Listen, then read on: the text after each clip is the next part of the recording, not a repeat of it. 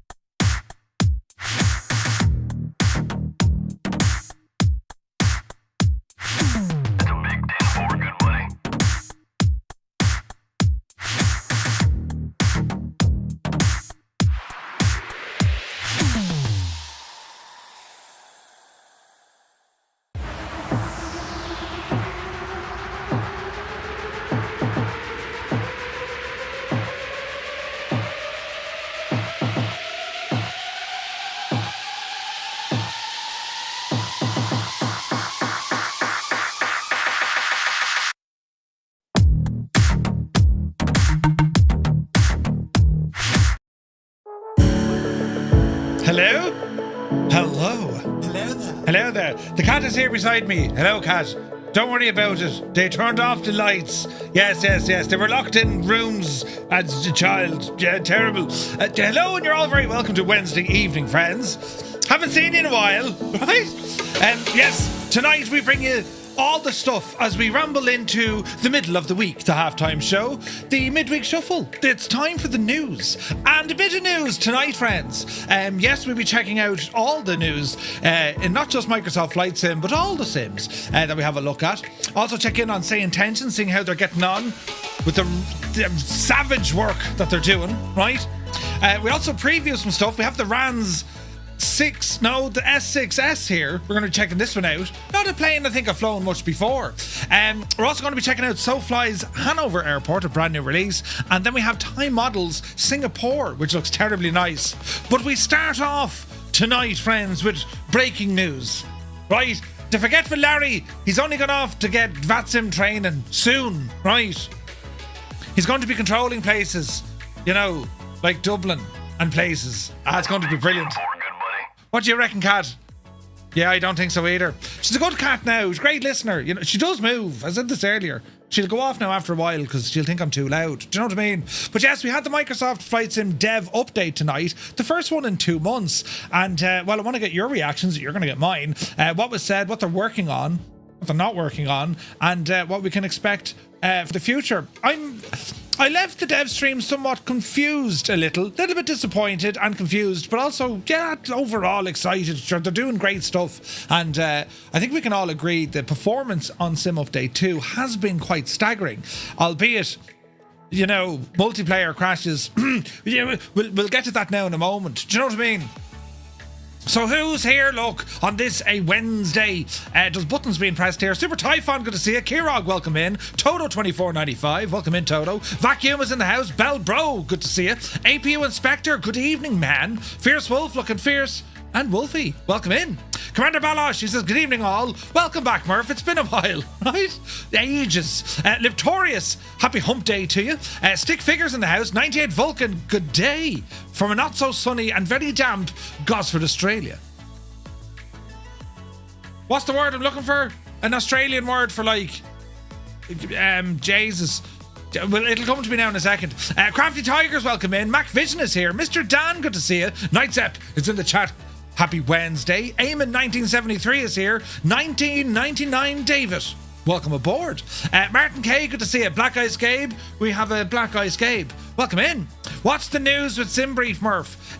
Oh yeah, we checked that out as well. Good man, Gabe. Yeah. We have some Struth. Man, Givo. Brilliant. Struth. Ah, that's fantastic. Man, Givo. Yeah, we'll check out the Simbrief stuff as well. Good call, Gabe. Good call. CB65 is here. Sir Camsalot. Hello there. AJH man, hope you're well. A Crotty, good to see you. PH Roy is here. Sourdough man, happy Wednesday. Who else come in the door now? Malky Mac is here. Asher, how are you, Malky? You're looking well. Wicked Lumberjacks, good to see him. Idle Cutoff, Cambridge calling. Hello from Tipperary. The lovely weather today, 22 degrees I got up to. Right. It was all right earlier, but like, Jesus, this afternoon it was absolutely gorgeous. But yes, Mick Ham, good to see you. Scared the life out of me. You just be a cat there now. It's a hard out station, isn't it? Yeah. Right. I'm terribly jealous. But anyway, Mick Ham, good to see you. Shuffle Shoes, shuffles in. AJH John, hope all is well. Larry's here in the chat. Gibbo was in the chat. Murph, part 2 today. Let's go with it. 33 and a third. Right, over here. Velo, good to see you. Gunho Guy is yawning. Morning all from Aussieland. Welcome in. Muse fan bursts in the door with a notepad. He says, how he is. Happy hump day. Good to see you, Muse. B. Carlo, good to see you. AZ Blue Line is here. Creo, happy Wednesday. Wicked Lumberjacks, indeed, Jesus. Right, Larry, you're famous. Viper Strike is in the house. He took the Saab 340 out for a spin from Lugano to Innsbruck to Zurich. Very nice. Your man's doing voiceovers now, right? Adam Controls is here. Good to see you. Adam, are you away to the pub to watch the Future Ball? You know, right? Right. Little Trader halfway through the week and a bank holiday on Monday. Nice one, man. It's proper breaking headline stuff. It is that indeed. Yes, yes. Sun Jammer, good to see you. Rick Rashid, welcome in. Spitfire RAF 151 months, man. Thank you very, very much indeed. Insane support. Right, over here now, look. Cat will get an earache. She'll be grand. He's like Dr. Evil now. P.S. Miranda. Hello there. Again. John Drace is here. 43 months. Thank you very, very much indeed. 43 months. The months, lads, they're getting staggering. Right, over here, look. Krabby One, good to see you. Super Ty says, Bet Larry will break the wheels like he breaks the trucks. It's going to be brilliant. You know, Firefly 235 request IF4 clearance to Edinburgh. Or Firefly 235, this is Dublin Tower. Negative. What? Right? It's going to be brilliant. Soaring AJH man, hope you're well. What the hell? I'm back to 3 streams. It didn't clock up me saying hello yesterday. Stupid Twitch. Jesus Muse. 3 streams in a row though. Janie. Brilliant. Hemel, good to see you. Iowa Scotsman, you're very welcome aboard. Sean Dale is here, welcome in. 2 dogs, greetings from Wisconsin. Greetings from Tipperary, man. You're looking well. We're over here. Cy120, very good day to you. Antler Jones is here. Paparazzi, welcome in. Hermit Something, good to see you. Where is this now? I've just seen a tag in Microsoft 20, the EE Lightning F6. Have you? I didn't even see that, Sean Dale. We'll have to check it out. TG Sims, good to see you. Take a good hard look at me. It's all right. No, she didn't. Jesus, we've all seen it though, haven't we? Not that you'd be looking for one, but like, do you know, I can't and all. Jesus. Anyway, quick, change the subject. Filthy, twice in one day, I'm telling you. Adam's supposed to be out for the match, but haven't bothered his arse moving out yet. But that's all right. Don't worry about it. Sure, listen, you know what I mean. You might as well stay where you are. If they wonder where you were, I was there. You just didn't see me. The weather, it was a sunny evening. They didn't see it. Do you know what I mean? But yes, Max Stallion, happy hump day, my dude. Hope you're well. Ramble over here to our friends watching us over on YouTube. You're very welcome in.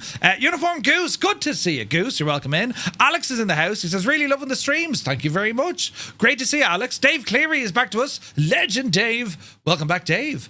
Wade Trissler is here. How are you, Murph? Long time subscriber. Love the antics, humour and info you provide. Well, thank you very much, Wade. Great to see you, man. Mr. TPHI, happy Wednesday. Hope you're well. Steve Stavros, evening. He says, you think now is your job you turn up for work time?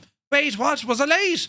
Good to see you, Steve. Visualise, welcome in. Let me see here now. Buttons, Mrs. TPHI17, you're very welcome aboard. Black Sheep Jean, YouTube was not sending me notifications, so I had to watch your morning stream after the stream. Your cat snagged me YouTube.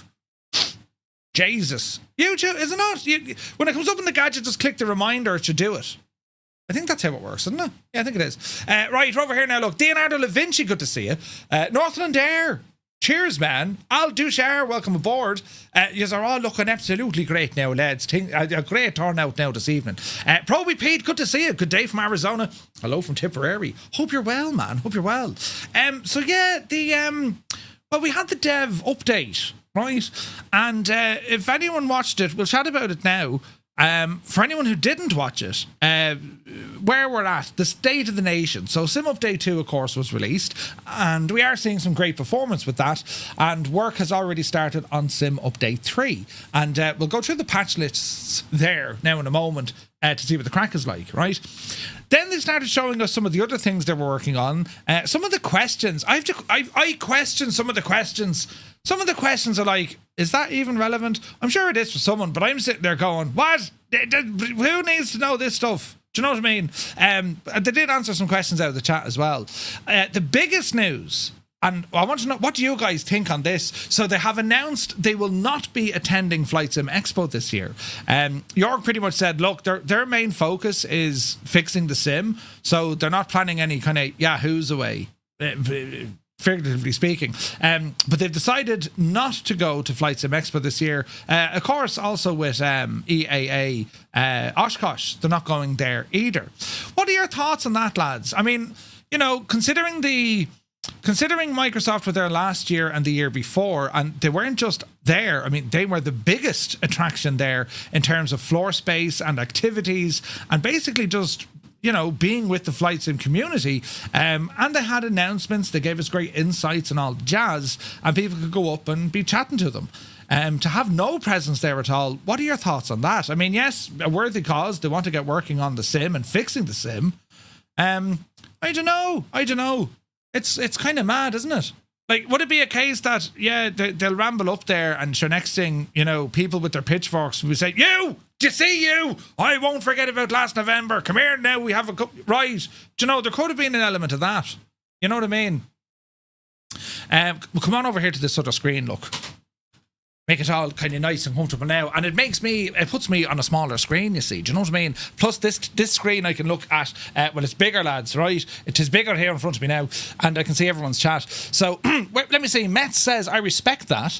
Schutz says it's expected. Schutz, you asked a question about ATC during that stream. Remind me in a few moments, I'll show you how to do it. You're asking how to disable ATC. Super Ty says probably needed a break from the attention, perhaps. CP says not surprised. AZ Blue Line not surprised. Where is this now? Schutz says 2024 still not in a great place for many people. Spitfire says they should go, but you're not surprised. Cockspur Development Team. Zeb, how's she cutting, man? What's the scoop? Word on the news is things are happening. Over to you. Brilliant. Dave Cleary says that's fair, they can crack on. Yeah. Mech Manser says they probably don't want to get shouted at. Gibbo says maybe they'd get lots of grief. Yeah. Sparker in VR is here. Good to see you, Sparker. He says it was disappointing. Hermit says I've just updated computer to 60 terabytes so I can download Flight Sim 24 in Sim Update 3. Nice. Black Sheep Gene says Microsoft, they're trying to cut expenses. They don't want to be hit by tomatoes, says Visualize. Sim Update 2 was some progress, but not where we need to be yet. Interesting feedback. I suppose it's similar to what I have, right? I mean, for me, look at... I think Microsoft, not going to Flight Sim Expo, I totally get that they're working on further development of Flight Sim 2024, right? But a part of me, I'm super disappointed because that's an access you can get to Microsoft Flight Sim that ordinarily you just can't get access to. Consider this, any serious issues that you have, I mean, it is a bit of a rigmarole between the forums, and then, you know, you have Zendesk and, right, do you know what I mean? I would have preferred if it was the case that they were there. But I fully understand. Like, I mean, look, they're going to be busy doing what they're doing. Maybe they're not very much in celebration mode because of the release, right? it could be looked at to say, Jay, look, this is the sim that was released, and sure, here they are now, kind of over at Expo. I get that, but I don't know. There's still a part of me that thinks it's a bold move because considering Flight Sim Expo, it's North America's largest flight sim convention. Nearly all of the major developers are going to be there, right? And Laminar Research now have the floor, literally. They're doing a rave on Saturday night. You know what I mean? So when you're looking to see, well, look, who's more actively with the community, it's a hard one to call, isn't it? Hard one to call. Microsoft, please be careful of the doors as you run out, says Sean Dale. They're probably worried about other things plaguing America as well, as they trigger, super tie. I don't know, but like, Jesus. Captain Sickbag, good to see you. 18 minutes in, Energizer. Sure, listen, we're flying it. You know what I mean? I can understand they want to continue to work on the sim. Yeah. They could send someone rather than just the leaders. They might do that, crappy one. You might get some of the community managers there. I'm hoping. Where is this now? Microsoft financial year ends on the 30th of June. Could be cost cutting. Could be. I think they're missing an opportunity to do some goodwill. I think so. Yes, that's what I think so. But anyway, listen, it is what it is. They're not going to be there unless there's like community uproar saying, Jesus, come on, will yous? Expo. This is my third Expo. This would be my third Expo. The first one without Microsoft being there. And as I said, like last year and the year before, their presence was massive. They had massive floor space. You can ramble up and talk to the community managers. You can ask questions about the stuff. You could try out stuff. Do you know what I mean? They had stage time. They were telling you what was going on with the sim. And you could just get in front of the folks. It was great for developers. Very great for developers. But kind of odd on that. Marv, couldn't agree with you more. Not showing up sends a negative message. Yeah, a little bit. It's just not good PR, face to music. PS Miranda, I'm not sure. You can get what's this now? You can get a now sunny spell in the Midlands there, lad. It's hard to call. Could be raining. Yeah. It is what it is. But look, it's not going to take away from Flight Sim Expo. There's still a lot happening from the developers who are going there. It's and let's be real about it, lads. It is the third party developers that keep this passion alive, very much so, because they give us things outside of the core sim. They always have, right? Look at FSX, look at all of them. It was always the third party community that kind of drove things on. That's you'll see a lot of passion there. It's disappointing though, because they're great crack to hang around with as well. Do you know? What else was said then? Come here now. I was very confused about this. We got to see good old Lionel. Great bit of gas he is. We haven't seen him since Flight Sim 2020. He's done something with his hair, a bit like myself. But they had Lionel on, and he was chatting about some of the upgrades they're bringing back to Flight Sim 2020. This kind of has me a little bit confused, right? So Microsoft Flight Sim 2020, or just Microsoft Flight Sim as we all knew it, right? We refer to it now as, the stable sim or 2020. It's still getting developed, which we're aware of. Sim Update 16 is on the way, right? However, they seem to be making leaps and bounds in terms of enhancing it. And it's Asobo doing that directly, which I thought was kind of strange because, if it was the case, all resources across all platforms are going to be working on 2024. But that doesn't seem to be the case now because, they're working on 2020 as well. Right? Now, they did commit, they're not going to run away from 2020, but they're enhancing it. They're bringing features from 2024 into 2020. And it gets the old brain thinking. So one of the updates coming for 2020 is an update to the game development kit and also how the data from, Azure and the cloud and all this sort of jazz, the satellite imagery and the terrain and basically the twin, right? The twin of Earth, the digital twin, that can now be accessed both by Flight Sim 24 and Flight Sim 2020. And that to me is savagely interesting because, friends, does this perhaps for the future open a door to having two separate platforms? Perhaps you will have one specifically for PC and one for Xbox. However, they can talk and listen and have a conversation together if you so much need it. I think so. Could be wrong, but it's exciting to think they could be going that route. But they didn't say that's what they were doing. They're just going to try and make 2020 better. And, you know, I'm a little bit lost because Flight Sim 2020, groundbreaking, smashed all the records. This thing was like, this dragged Flight Sim into, and I mean all Flight Sim, it dragged it into a golden age.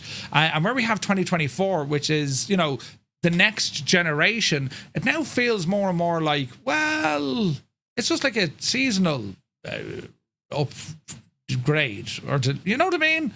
I would have thought they would have put everything into it. I don't know, it's strange. One thing I will say, though, 2020 isn't going anywhere. So if you have the real estate, virtual real estate on your PC, I'd nearly be keeping it there because it's up to the third-party developers to make sure their aircraft stay working on 2020, right? Sceneries included. And of course, then you can avail of all the new bells and whistles that Flight Sim 2024 have. You know what I mean? So I thought that was interesting. For sure, I thought that was interesting. But I was confused by it. I'm like, okay, well, it's great, but surely shouldn't all the work be going into 2024? Other things they mentioned then as well, of course, is a new world update or city update. As they can't make it to Expo, well, they're going to be releasing a new city update for the USA Northeast. They actually did this specifically for Flight Sim Expo. Jorg was saying that they got their photogrammetry done for Providence. It looks like most of Rhode Island, but Providence is there. And they mentioned a whole load of other areas, and that's due to release on the day of Flight Sim Expo, so that'll be June 27th.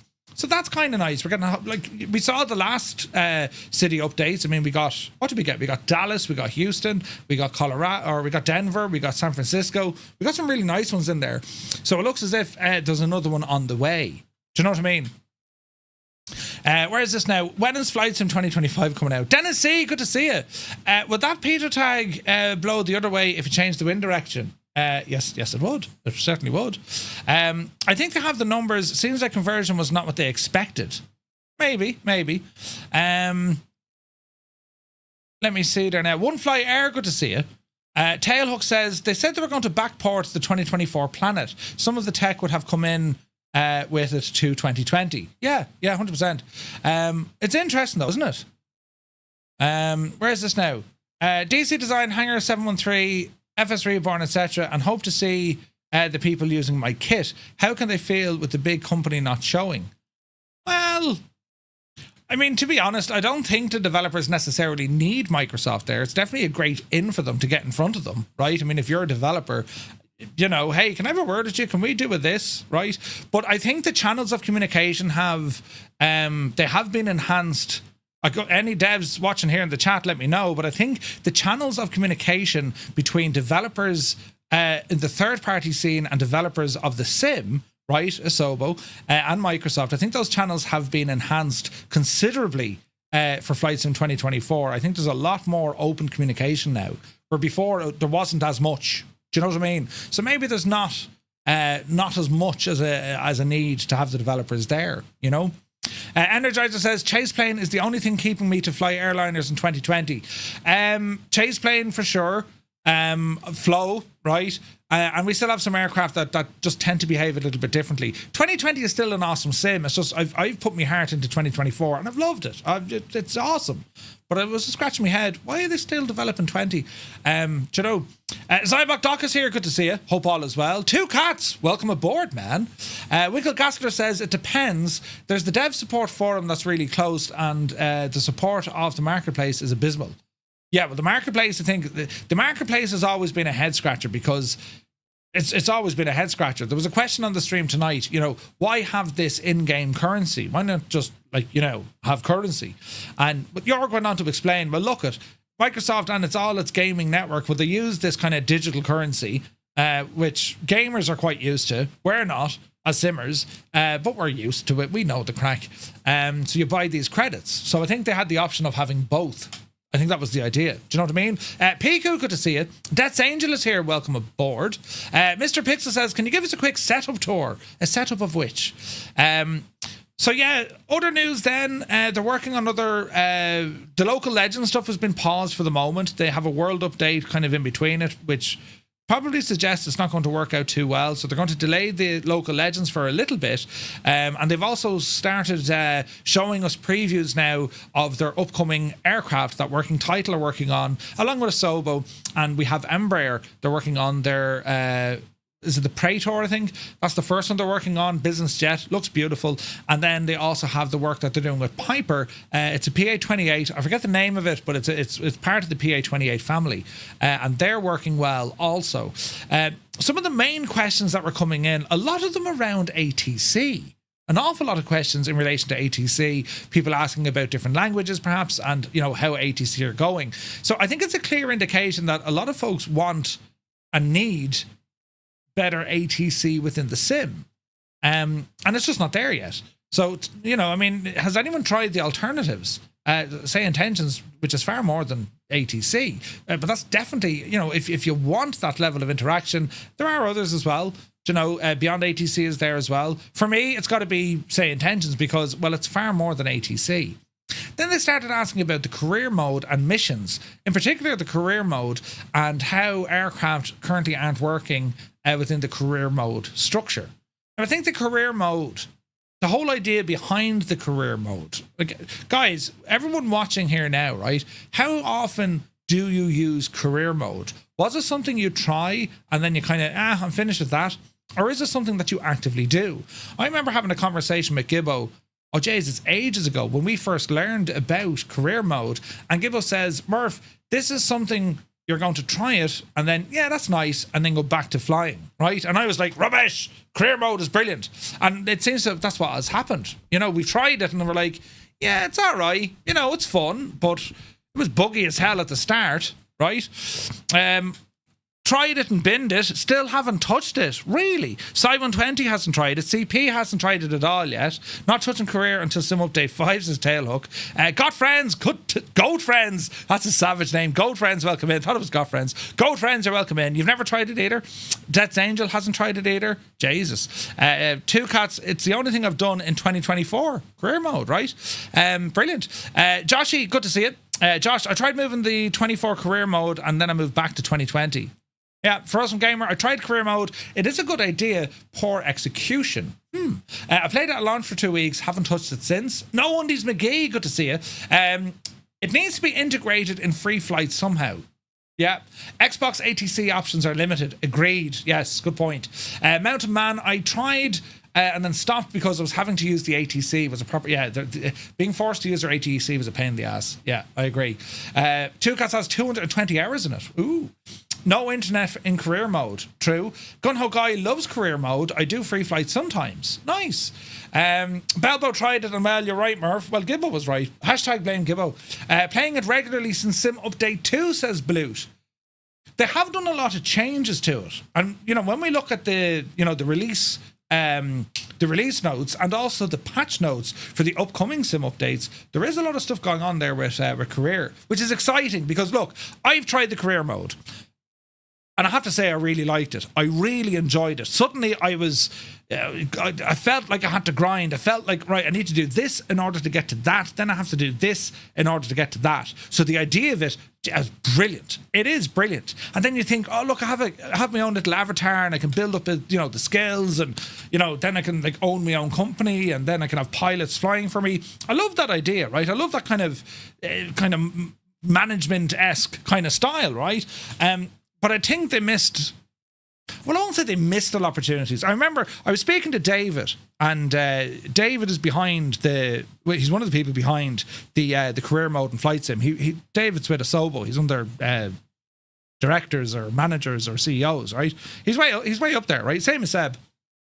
And when I was chatting to David, he said, listen, and I'll always remember this. He says, listen, all of the ideas that we had to draw a line in the sand. And we need to get to the stage whereby, look, if people like this and they want it, well, then we'll put the resources into developing it. If they don't want it, well, there's no point developing it. And that's a fair point. It's a business, right? It's a business. So, yeah, let's see what happens. I mean, in terms of features and stuff, because of the state of the release, new features aren't necessarily going to be a thing for a while. And I'm okay with that. Get the sim working first and then we're going to be good, right? But I do think we're going to get a lot of cool stuff.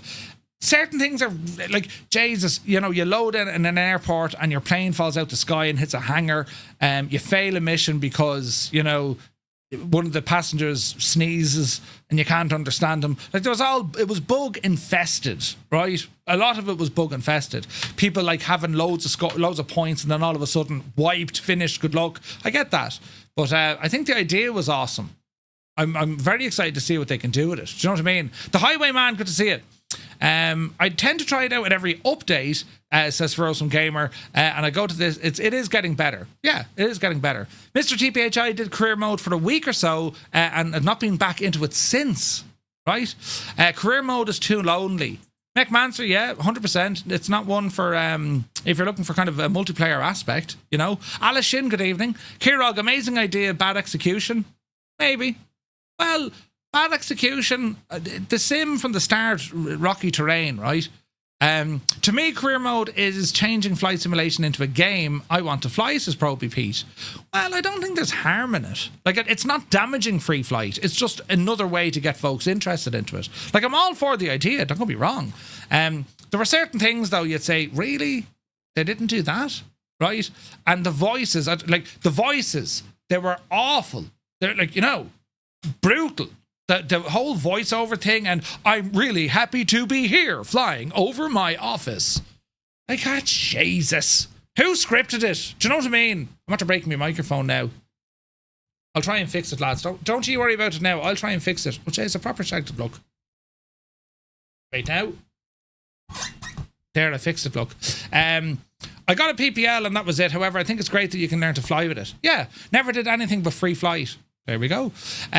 Whiskey Tango Air, during the dev stream, they said they were overwhelmed by the use of career mode. Well, the career mode is going to appeal to a lot of folks. It's going to appeal to the seasoned simmers. You might think I'm mad, but it does appeal to them because where do you take your free flights to? Why do you want to get into the plane and go flying in the first place, right? So it appeals to them. Plus, then, as you guys quite rightfully saying, it's an amazing induction point. It's bringing in folks to say, hey, look, do you know the way we all sit at home, we fly our fake planes? Do you know they can do this? And that kind of staggers people. You know what I mean? Free flight should be the biggest title in the main menu. Can't understand why it's not. Signal of intent. Maybe. And like, look at that menu. Like, it's straight out of friggin', what's it called? Planet Zoo. It's straight, like, yeah, we'll take your UI. Sure, it works great. Do you know? But no, I think it's the concept of career mode is brilliant. I've tried it. I really enjoyed it. I got frustrated with the bugs. I need to give it another blast, for sure. But the point that I'm trying to get to here in relation to career mode or missions, and we're starting to see this now more and more, we're seeing the third-party developers taking what was built and bringing it, you know, in a new direction. Signs on, you have working title. They're doing the vast majority of the work for the sim, right? So, yeah, it'll be interesting to see. Like, I mean, with Miltech Simulations, they're having their own kind of structured missions path. There are career options out there already. You know, Neofly is there, amongst others. You see what SayIntentions are doing with, like, you know, the live missions. You don't even have to load into a menu. You can just, like, radio call SkyOps and you get a mission. They can inject scenery into your simulator. That's staggering now where that direction is going. Do you know what I mean? But yeah, Papa Dog says, loving 2024 exclusively. There you go. K-Max says, for me, career is everything. Just flying point to point with no goal is boring. You're not alone, man. You're not alone. Career mode characters are homely too. Yes. SayIntentions need to work on the scripts for passengers. It'd be so much more fun. Yeah, probably. Still love the H225. Now, actually, that was information tonight as well, Sean. So, I don't know what went on at High Performance Group. Listen, I'm a fan of High Performance Group. Their 145, the H60, these are beautiful aircraft. Stunning. Great fun to fly. The H225 was one of the most aircraft I was looking forward to in 2024. It's the Super Puma. It was like, yes, look at this thing. And the release of it was not great. There was a terrible LOD issue. Your pilot is situated in the middle of the friggin' aircraft. And it just didn't fly right. It needed updates. for 6 months, 7 months, 7 months after the release of the sim, and we were getting no information from High Performance Group. Anyway, the news is Steve is in contact with Jorg. It's all sorted out, and it looks as if now High Performance Group have hired in someone specifically to work on these. So maybe there was issues behind the curtains. Don't know.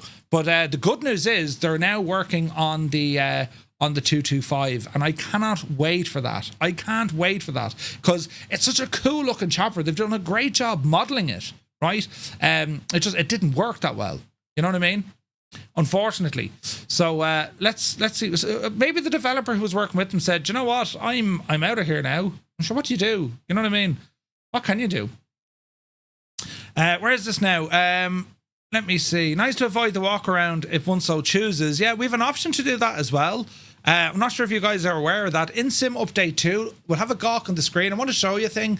We're going to show you two things. First and foremost is if you want to disable ATC, right? Because some people are asking, how do you turn off the... So the first thing we do, go into sound and come down here, and we have... where is it now? Let me see. See this one, character voices. Adjust the volume of ATC and your co-pilot voice. So if you don't want any ATC, get rid of that. Now, if you're doing career mode, you need to turn it back on.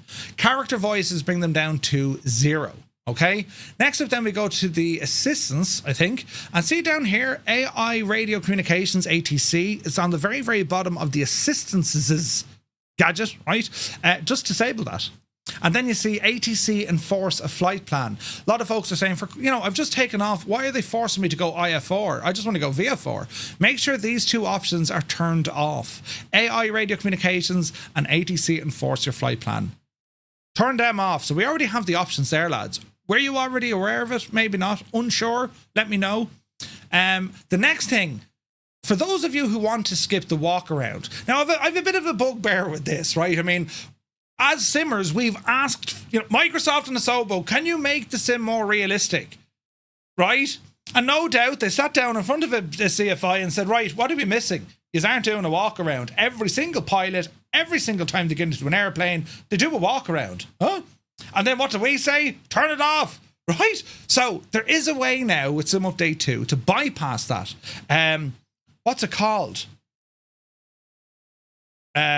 Jesus Murph.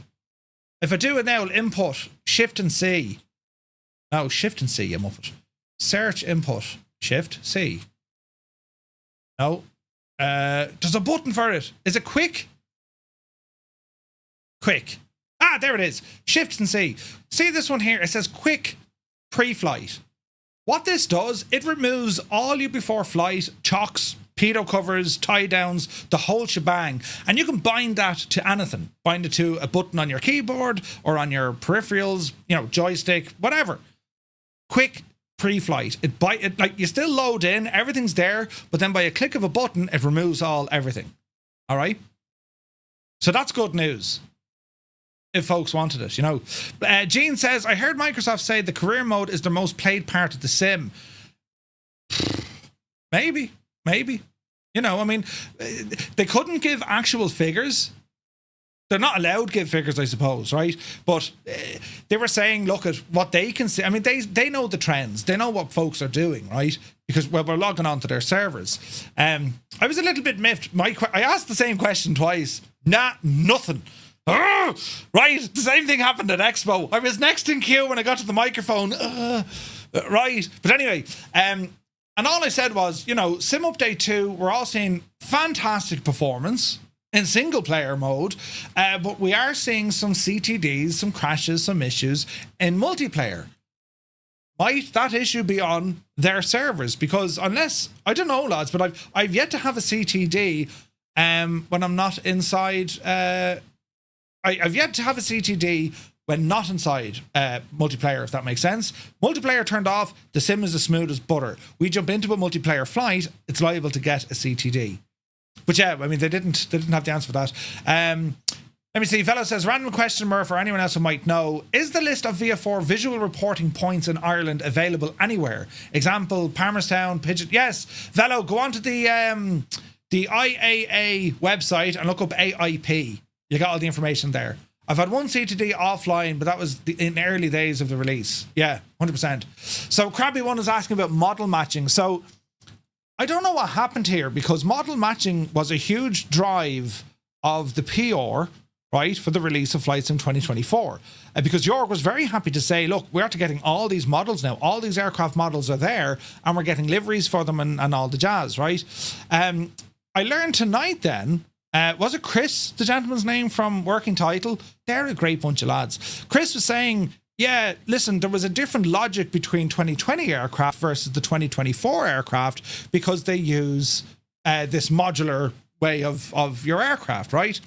So I'd be fairly confident that Flight Sim 2024 aircraft are more likely to be correctly model matched or substituted properly versus that of your 2020. Right? So they're now working on all of this, and they're driving this for Sim Update 3, which is great news. Because, like, we were told, you know, they've different Cessnas, Pipers, friggin' Airbus, Boeing, you name it. They got a ton of models, and none of this weird, bizarre looking, you know, A7790. Do you know, like, it's somewhere between a Boeing, a Lawn Dart, and an Airbus. Like, that mad looking models, do you know? They were grand back in the day, but, like, it's amazing how much we've evolved because of the sheer, you know, leading edge or bleeding edge of technology that Microsoft and Asobo are consistently pushing. Like, they're on the bleeding edge of technology, and then we're like, yeah, that's old news. Huh? You know, I was on XPlane earlier on today, and XPlane is making great strides, but, like, Jesus, 10 minutes later you turn on flights and you're like, mother of, like, this is totally different. Whereby XPlane has a lot going for it, don't get me wrong. The lighting in particular is savage. The whole atmospheric thing is savage. But Flight Sim, Microsoft Flight Sim, just next planet, lads. Another world, do you know? Model matching is horrible. At the moment, it's disastrous. Yes, I agree. It's disastrous. Foveated rendering in Sim Update 2. Sparker in VR, 100%. So we've seen a lot of updates with Sim Update 2 in relation to virtual reality. Which is great, because it didn't really play nice with VR at launch. Sim Update 1 came along, a little bit better, but not great. Sim Update 2, much better. Much better. It's not perfect, but it's much better. And foveated rendering, that basically, correct me if I'm wrong, Sparker, that basically keeps the area of focus where your eyes are sharp, and everything else to kind of, you know, chills it out a little bit, meaning it's not rendering the full screen. It's only literally where your eye is. I think that's what it means. Very technical stuff, do you know? That's what it is. Brilliant. Shout out to VR Flight Sim guy. I listen to his stuff all the time. Steve's a genius. But yeah, model matching probably a big to do as well. But yeah, Working Title are flat out working on stuff as well, which is good to see. Some of the other questions, like, I was confused. Maybe you lads can help me on this as well. It was a slide that stayed on the screen for about 2.5 seconds. And it was the GeForce. Was it GeForce Now? Is that what it was, lads? GeForce Now? Didn't this, like, just come out? Hang on. NVIDIA. Did anyone broach the thorny subject of the green box? They didn't, Gabe. They didn't. Funatic, welcome in. Thank you for the follow. So, GeForce Now. Where's this now? GeForce Now. The next generation in cloud gaming, right? So this is GeForce Now, right? There's 2,000 games. 2,000 games, right? Connect your digital PC game stores so you can stream them to any device, all your devices, including your laptop, desktop, Mac, TV, Android, iPhone, iPad, all the jazz, right? You have the GeForce Performance, highest performance GeForce RTX rigs for high resolution, ultra low latency, and competitive experience. Hey, team is here. Good to see you. No game downloads. Say goodbye to large game downloads. Okay. Someone, if you find Flight Sim on this, Jesus, will you be more constructive with your games? Right, let's have a look. And we're going to do a game search in here when this website has crashed. Microsoft Flight Sim. Micro. Oh, look, Flight Sim 24 is there. Search. Let's have a look at this now. It's quite expensive, especially the performance one. Well, let's have a now look at this, right? Why aren't you searching? Come on, you devil. GeForce Now supports these games, yes. What can we do about it? What's new? How to play. Now, is this going to be the same headache that we have? How do your peripherals work? Gibbo, you're the genius at this stuff, right? If you don't play, you're sat waiting for it. Why would we do this? It's a direct competitor to Xbox Cloud Gaming, right? Then again, you're convinced it's coming to PS5. Gibbo, I'm telling you it's coming to PS5. Why bring in the game development kit, right? But yeah, that's a great answer. How is this different than Xbox Cloud Gaming, right? Your peripherals get passed through, says Frozen Gamer, because they don't do it on Xbox Cloud. Unless your controller does, right? It only accepts keyboard and mouse, no yokes, wheels, or joysticks. So is this the same, right? This is the same as Xbox Cloud, right? Now you might be saying, why do we want this? Gibbo did a video on this 3 years ago. He went up the hills. He went out to the mountains, and there he was playing a bit of flight sim on his phone. It was class looking, right? Download page, grand. Systems, click here to search our knowledge base. So let's see, drivers no, Jesus no, NVIDIA Shield, GeForce Now, check service, manage account. How much is this? We'll go back one there now. Download what's new. How to play. Well, how do you play it? Get your library ready, grand. Choose your device, grand. Play. Well, where's the price? FAQs. What is it? When is it available? How do I join it? How much does it cost? Visit our membership page. What games? Do I need my own? What are they available in other countries? Having issues while streaming? It doesn't say anything about controls, does it? Ultimate memberships.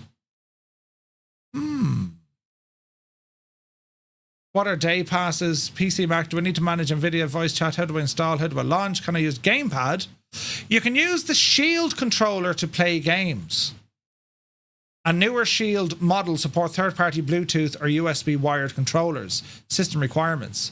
Okay, so you can use the Shield controller, right?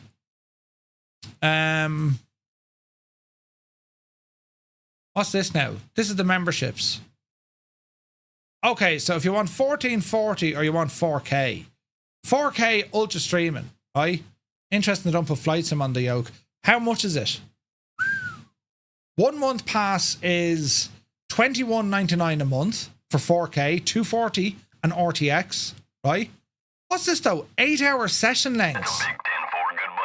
What shite is this? 8 hours? We're flight simmers. Should we do 12-hour flights? Bald Eagle, good to see you, man.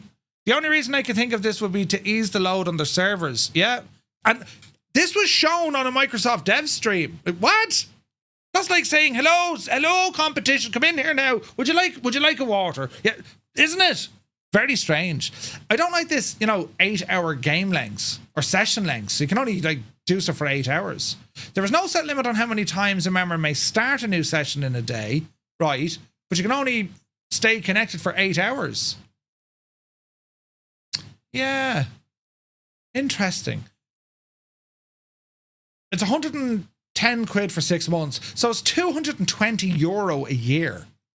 Now, lads, put it this way. That's 10 years of cloud gaming for half the price of a top-of-the-range rig. So you can understand how this thing could be appealing, right? $210 a year. Sorry, $220 a year.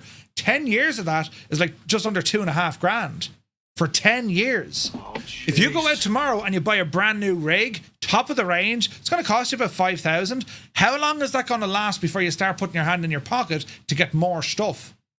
5 years, maybe, right? So you can absolutely see, interesting. Yeah, Gibbo did a video on all these. They're all on our YouTube page, lads. If I sat still for 8 hours at a time, my wife would start shoveling dirt. Yeah. But it does have of course it has a purpose. You're going to be getting what they call 4K, 240 FPS.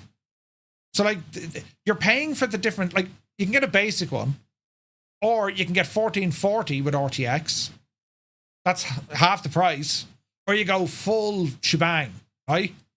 And they do day passes as well. We might have to test this out.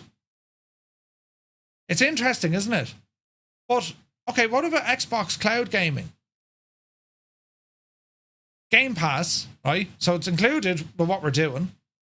Play on your phones, tablets, and PCs on supported browsers, right? Mobile gaming accessories, so you can get the stuff. What games can I play? Tons of them. Can I stream games? Like, how do we know in terms of what performance? I remember me and Gibbo tried this before. We were getting, I think, 60 FPS on Ultra over New York back in Flight Sim 2020. Stu Snape, good to see you. Managed to jump on for a short while after this afternoon, eating and drinking for our anniversary. Happy anniversary to you, Stu. Hope you're well. Yeah, this is interesting, isn't it? When I had a 964 gig and wanted to play Flight Sim 2020, I couldn't. So this would have been grand using 4K. There we go, lads. Lads, if you're interested, I know I've used Xbox Cloud Game before, right? And I don't think compatible controllers. So this is going to tell you what works. Look, official Xbox, anything official. Oh, look at this now. When playing Xbox games with cloud gaming, you can use a wireless controller. However, anything from official Xbox manufactured specifically for gaming, okay, or it could be verified stuff as well. Logitech, G Cloud, okay, supports the tablet. Steel Series, what about the Turtle Beach stuff? No, okay. Mickey Ozzy, good to see you. Hope you're well. Do you get access to a community folder for your mods? You have to, sure. I mean, if you're logging into Microsoft Flight Sim, it's going to access your cloud. Like, you still have to go out and buy the sim, or you can just log into your own gamer tag and it'll work here for you, right? So basically, what Nvidia are doing, right? Where is this now? Like, it tells you. GeForce Now, it's Nvidia's cloud-based gaming streaming service delivering real-time gameplay straight from the cloud to your laptop, desktop, Mac, Chromebook, Shield TV, select Samsung and LG TVs, your iPhone, your iPad and Android devices. Connect to your stored accounts and stream your own library of games or play your favorite games or your favorite free-to-play games with cloud saves for supported games. You can pick up your game where you left off. What? Do I need to own games? Yes, you need to own your own games, right? That's kind of mad, isn't it? What memberships options? What are premiums? Okay, what setting can be saved? Which setting? Members be able to adjust their in-game settings to their liking and save them across sessions. Okay, fair enough. Are GeForce Now mods available? Gamers must have performance or ultimate memberships for those. Okay. How much monthly playtime do I get per month? Performance and unlimited members get 100 hours of monthly playtime. Up to 15 hours of unused playtime can be rolled over. Oh, hang on. Huh? That's interesting. You can use cloud gaming to deliver the game to the PS5. Microsoft seems to be moving towards getting people subscribed to Game Pass and moving away from console hardware business. I agree. That's worrying though. You get 100 hours of monthly playtime. So if we go back into pricing, there is no set limit on how many times a member may start a new session, right? Paid membership plans, grand. And then it's buried in the terms and conditions. Terms of use, license, content, limitations. Grand. Ownership updates, login information, third-party suspension or termination, data collection. They want to know what you had for breakfast. Governing law, blah, blah, blah. General. Okay. So it does state here, performance and unlimited members get 100 hours of monthly playtime. What's that a day?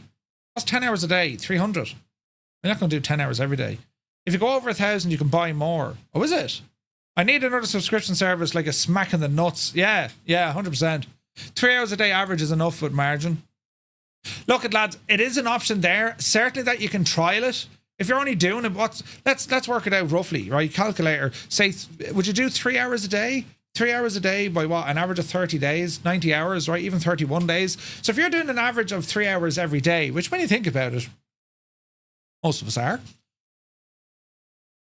it's even try it for a month. If you have a potato PC, but you have fast internet, you're potentially laughing here. Granted, you don't get the use of all your beautiful peripherals, which is a pain, but, you know. Oh, Gibbo, send on my dude. It's a fierce, interesting conversation, isn't it? Don't trust Nvidia anymore, what they've shown us lately. Yeah. Fort Noob, good to see him. What happens when you go over it? Yeah. Please insert coin. Ah, no! I'm about to land, right? Wouldn't be useful to you with full-time streaming. No, not for me, no.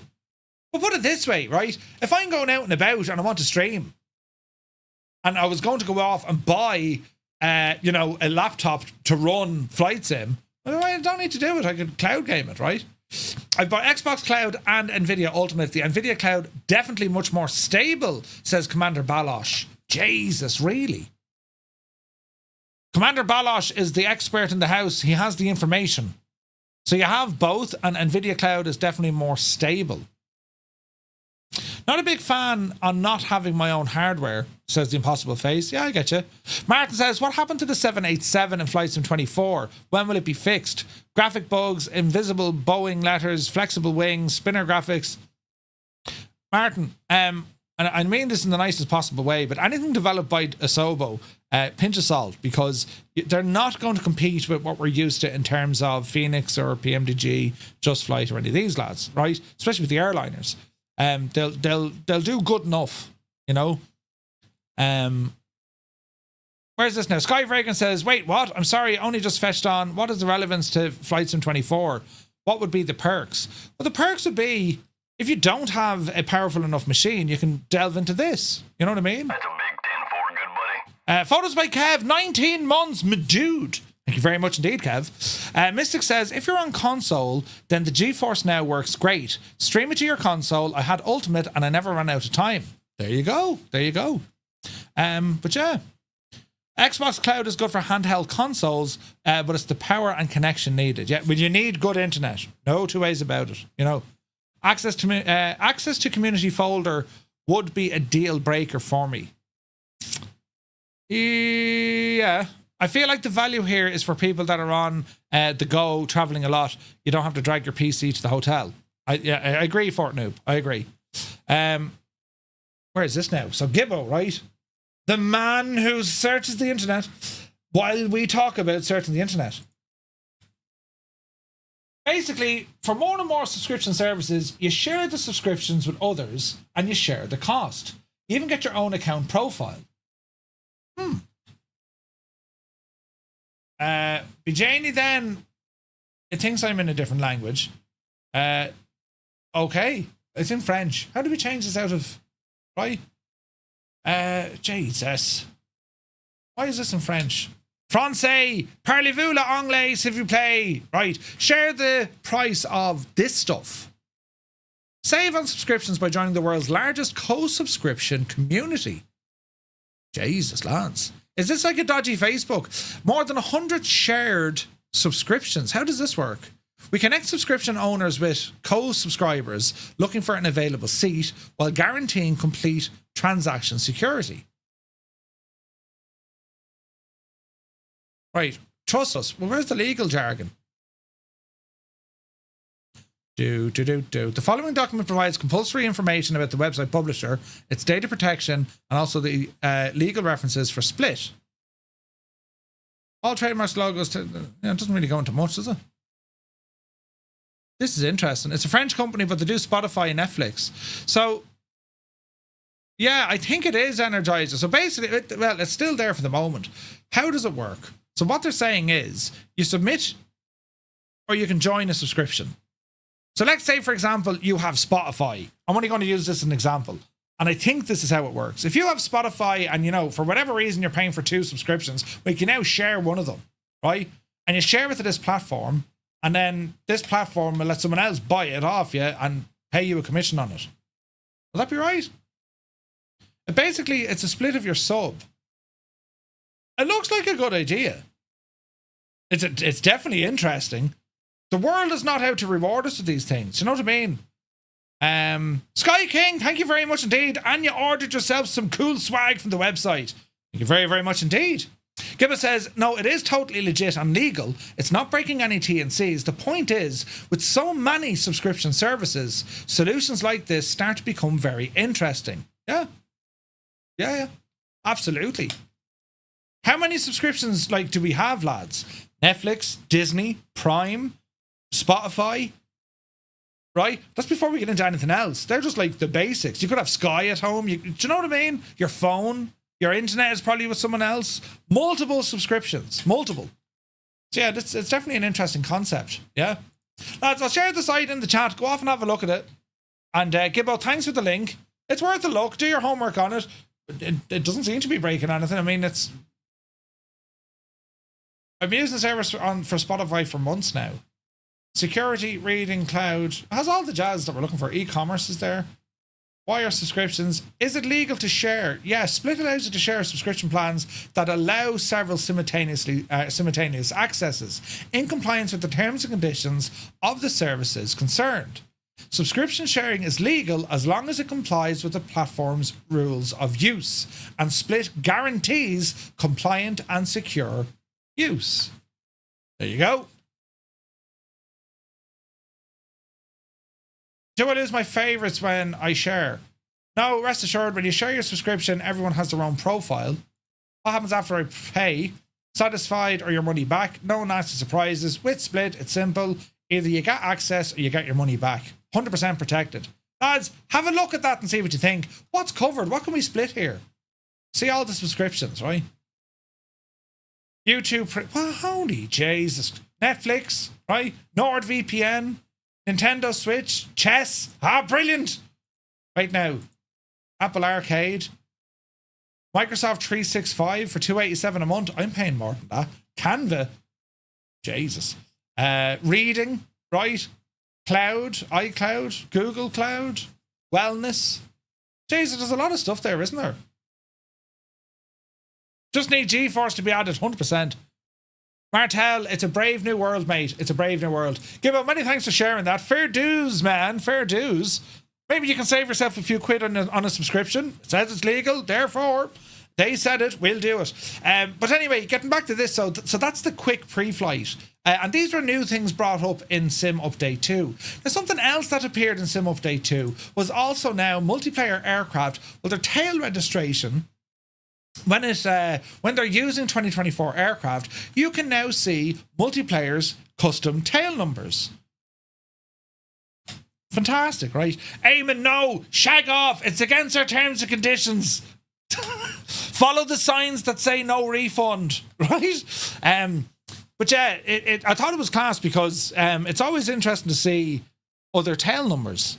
It's a great way for immersion without knowing who's there. Turn the nameplates off, and then you see the tail number of the aircraft next to or near you. Oh, Jesus, look, that's so-and-so. So that's now working in Sim Update 2 as well, right? Which is great news. Great news. But what I want to do here, I haven't even started the news yet. What I want to do here, I want to go into, where are you now? We're over here, look. Well, while we're on the subject, holy tabs, I want to have an out chat on the Sim Update 3 stuff. Right, and this is all on the foot or on the back of the Microsoft Dev update this evening. Speedy, good to see you, man. Because as we've learned, they are working away on Sim Update 3. Sim Update 2, I think, has been astounding. There's multiplayer issues on their servers, no doubt about it. My question wasn't answered, but let's see what happens. Unfortunately, Microsoft won't be at Flight Sim Expo. The reasons being they're just putting the head down and getting the bug squashed. A lot of questions came in then for development features. Pretty much again, Microsoft put up the hands. Features, just give us some time, lads. Come back to us in a couple of months. Our focus is on getting the sim stable, which brilliant, right? Rock on, man. That's what we want. So the only thing that left me puzzled, it's great news, but I'm puzzled. They're still developing Flight Sim 2020, as in they're not just, making the structure better or, my phone is hopping. They're not just making the structure more stable.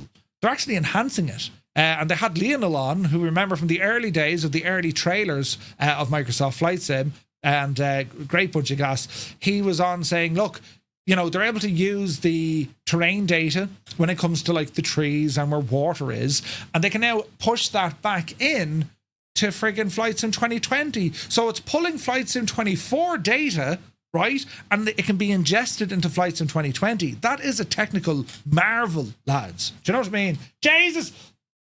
Tristan, you devil! He just gifted 10 memberships over on YouTube. Did you see what he did? Thank you very, very much indeed. Lads, if you just got a membership over on YouTube, Tristan Doran, thank you very, very much indeed, lads. Do be sure to say thank you very much indeed. You saw that OnlyFans, did you? I do have an OnlyFans. It's up on the roof. I keep showing you that. People go mad when I say I have an OnlyFan. I do. Look, keep looking at this screen now, right? Not the main screen, the screen that you're looking at. Look. That's my OnlyFan right there, lads, right? Tristan, thank you very much indeed. And then we have, oh, look, you see the cat there, look. There's the cat, look. She doesn't say much now, you know. She doesn't say much. Right, anyway, continue on with this. Tristan, thank you very, very much indeed. Insane generosity. So, our first release notes came out on the 16th of May.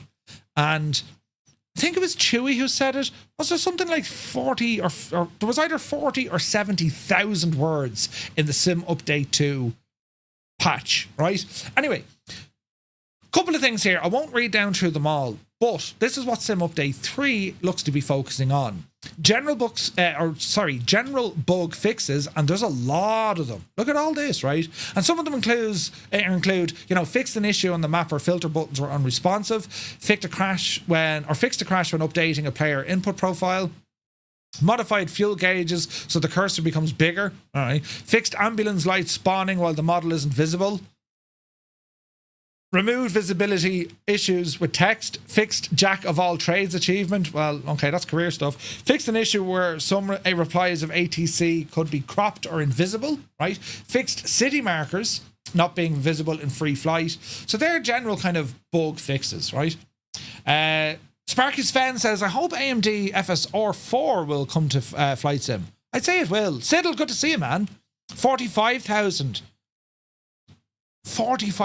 words though. Marnicle, thanks for that. VRAM is a lot better in Sim Update 2 as well. Yeah, I don't think VRAM is 100% sorted, but it's definitely fixed. Or it's definitely working better, do you know? On Sim Update 3. I was reading some of the responses there. It's working better. It's still not 100%, but it's getting there. Old Veteran 965. Microsoft aren't coming to Expo. We can't handle the heat. Oh, wait. We can't handle the heat from the release, or they can't handle it. Brilliant. But yeah, right, okay, let's have a go. Install performance and graphics, exposure bias parameter, frame rate limiter has been renamed to VSync, grand. Added the ability to cap the frame rate. Backwards compatibility, okay, FX brightness, fixed loading of bitmaps found in 2020 packages. Aircraft, added aerodynamic interaction between Tornado and aircraft. Added aerodynamic interaction between Tornado and aircraft. That's interesting. Fixed an issue with product capacity, intensity of roof lights on various aircraft. Then you go into all your aircraft. And that was like lots. Flight planning, EFB, aircraft tech, modular aircraft, ATC, right? Passive aircraft, vehicles, right? Tons of vehicles, LODs all being fixed, which is great. So let's see what happens there, right? Anyway, the latest Sim Update 3 beta, this was just released today, right? And we can see now what they're working on. So general bug fixes. So an issue where the language change pop-up wouldn't work. An issue where the ATIS wouldn't appear. Fixed an issue the first message sent in a group chat was not displayed. Fixed city markers. Fixed a crash when detecting invalid token scenery. And so on and so on. More about backwards compatibility bug fixes. More about the aircraft. Aircraft configurator camera position has been tweaked to let the whole aircraft, especially the nose, be in the window. All right. They didn't fix the other thing. The 125 helicopter, more work being done there. We did get news tonight about the 225. That's going to be getting some updates as well. More aircraft fixes, right? The Garmin G3X, the 4 and 530s. The Primus is getting worked on as well. The Proline avionics suite getting worked on as well. Murph, I'm going on holidays in December. Just saying. Where are you going in December? Right? Magnus, good to see you. Just Flew Just Flight's Piper from USA to Sweden, had the sim running for 3 days, not a crash at the sim, never experienced such stability in 20 years. Magnus, that's incredible. Was it on online multiplayer though? I wonder. The Primus, yeah, the Pro Line. Well, you have the Pro Line 21, then you have the Primus Epic. Yeah. That's cool. I heard that content will be downloadable. It will. So right, these are the patch notes. Here's the long and the short of it is Sim Update 3 is giving users the ability of downloading assets from the sim, meaning they can download aircraft and scenery files directly from the server directly onto their home PC. That's the first time we can do that. Now, whether or not they can download all of everything, it's still going to require some sort of an online connection to authenticate things, right? But they're now giving users, you can just download effectively what you're going to be using all the time. This, in theory, should help you with performance, loading, and, you know, less things that could go wrong if you're worried about kind of, you know, memory loops or memory leaks and all this sort of jazz. You know what I mean? Great. They're working on physics here as well. Previously unaccounted influence of payload. Okay. Flight system. Okay. More to the EFB. Aircraft gameplay. Passive aircraft. So we know the working title are working on. They're working on model matching. Fix the tow plane spawning in the wrong position when launching a glider. Fair enough. Aerial construction. Added an exclusion area. Okay. They don't seem to have any of the super heavy missions yet. Sure they haven't. But they're working on it. You can import or export or share control settings now. Nice. We can kind of do that now, but it's very manual, isn't it? Chard 757. Thank you for the follow, dude. You're very welcome in. So yeah, you can kind of do that. So you can kind of I've showed you this before. Maybe you're new here, so pay attention. I'll show you this, lads. I recommend you do this straight away if you haven't done already. I'm going to show you how you can save or store all of your current control bindings that you've already set up in Flight Sim 2024. You can save them locally. Now, this is probably old news for a lot of you, but if it's new news, put a 1 in chat. Because then I know I'm not, you know, repeating myself. I used to be a parrot, but I'm all right now. But basically, anything that you have saved as a control in Microsoft Flight Simulator, be it your keyboard, come on, Gimmo, be it your keyboard, be it your joysticks, whatever. And there's nothing worse. All your control bindings get deleted and all you want to do is start, you know, making faces at people. Right, I'm going to show you how to do it. Depending on where your install is. If it's on Steam, there's another way to do it. If it's on the store app, this is how you do it. Go into your PC. Go into your local disk. Yes, type boobies into the chat. Over here, I want you to click on View. See up here it says View? And go down here to where it has Show, and you want to make sure that Hidden Items is checked. Checked, right? You need to see the hidden items. So once you go into the local disk, I want you to come down to Users. Open the Users folder, and in here, it should give you your home PC profile. So mine, I'm logged in as Robin. That's the user, Robin. Now, my name is Murph, right? So I go into Murph. Brilliant. I'm now in the user screen for Murph, which is me. Yours will be your name. I'm going to come down here to where it says App Data or App Data. You with me so far? So this PC, local disk, users, your username, and then come into where it has App Data, right? You have local, local low, or roaming. 3 little folders, right? In here, we're going to go into... Where are you? We're going to go into... where are you now? Go back. It's in local, right? So go into where it has local. When you open up local, this is where you need to do a little kind of detective work. Because you need to figure out, well, where's the sim hiding? Okay? Yeah, you need to enable hidden views. I want you to come down here to where it has a folder that says Packages. Packages. Double click Packages and scroll down until you find a folder that says Microsoft Limitless. Limitless, yeah? So there's Flight Sim, but you want the one that says Limitless. Down here, look. So it's Microsoft.limitless _8 Becky B, whatever that is, right? Are we happy enough? That's the folder you want. I'd nearly save that as if you want, right click it, create a shortcut, pop it on your desktop. Open this folder and we've a whole load of other folders. This is powerful. Be careful when you get in here. If you break something in here or you delete something or you move something, you could shag the sim and you might have to fix it or reinstall it. Be careful what you're doing in here. What we're looking for. We're going to go down to the system app data folder inside the Microsoft Limitless folder, yeah? System app data.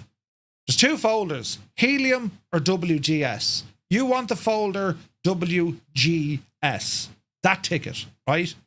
Now what I do, I just copy that folder, but I'll show you what's inside it, right? It's not a big folder, it's like 10 megabytes. It's quite small. All that's in here is, you have a letter T, don't know, and then you have this numbered mad divil. Looks like binary code. If you double click that, you'll be awash with a whole load of different folders and entries. And just to show you what's in these folders, right? If you go into the file that lives in there, we can open it with a notepad. Well, you're going to see nothing. You're going to see in the... Jesus, nothing. Wrong folder. Any of the folders. Try this one. There we go. In here, this is actually the XML, which was created from the sim. So basically, all the inputs that you've done, right, they're saved here. So this one here is, right, XML version grand. Friendly name, device name. So this is for the right VPC stick Warbird. So that's telling me that's belonged to my Warbird. That's off me joystick. And these are all the different keys and values and axes and sensitivities and null zones and dead zones. The whole shag and shebang. All of it is there. Right? Your Toby stuff is going to be buried in here as well. Can I do the refund? No, shag off. Your Toby stuff is buried in here in one of these folders as well. All right? But all I want you to do, go all the way back and find that WGS folder. I want you to right click and copy it. And then you paste it somewhere safe. Put it on your desktop or in your documents, wherever. Keep a copy of that folder. And then for whatever reason, if you lose your control profiles for whatever reason, they're now backed up locally. Brilliant. Right? Are we all happy now? Did everyone follow that? There are no safe places on your computer, right? The only thing, Gibbo, I love it. The only headache you'll have, Gibbo. So Gibbo's saying, Murph, why don't you share this? You're going to save folks a lot of time. I totally agree. The only problem you have with this, these files, the XML files, are specific to what your hardware name is. And that's important. If you install a bit of hardware and you give it a different name, right? If you give it a different name and, you know, someone else has a bit of hardware, but they don't have the exact same hardware you have, they're not going to work. So maybe some basic things like mouse, keyboard, they should work, right? Mouse and keyboard, and maybe, you know, I can say, these are Murph's TPR pedals gadget. These are Murph's Toby Eye gadget. This is Murph's, you know, Virpil Mongoose gadget. You'd have to name it specifically for the type of hardware, because my joystick settings, which makes sense, they won't work on, say, Thrustmaster, or they won't work on, you know, someone else's. That makes sense? But yeah, great idea, Gibbo. Great idea. I lost all my SPAD settings. Unfortunately, no recent backup. Yeah. Stick Figure says, audio dropping in and out. Is it? Anyone else, lads? Audio? Are we okay? Energizer says, Murph, I haven't tried it yet, but does the sim export work now? Controllers? You can save it somewhere manually. I'm unsure. It's fine, is it? Grand. Audio's fine. Okay, thanks, lads. Right, we happy enough with this? We move on. So that's how you save your stuff, yeah? Right, grand, deadly. Let us start with the news. So that's Sim Update 3 beta work. That's what they're working on. It gives you the ability to save stuff, export stuff, share stuff, right? And there's also further enhancements coming to VR as well, which is very exciting. Very, very exciting, all right? Audio is fine. It's the face that's the problem. Gibbo's sound, as I've always said it, he's sound. Right, let's start with the news. Big shout out to our friends. We have Vasco from MSFS Addons.com, and we have Callum and the lads over at FS Elite. So we all saw it, lads, in the last couple of days. The PMDG 777 freighter, it's now available for flights in 2024, and the 777-300 is hot on its heels. We took this for a quick flight yesterday. I have to say it's working very, very well. We flew it from Dublin down to Shannon. It performed great.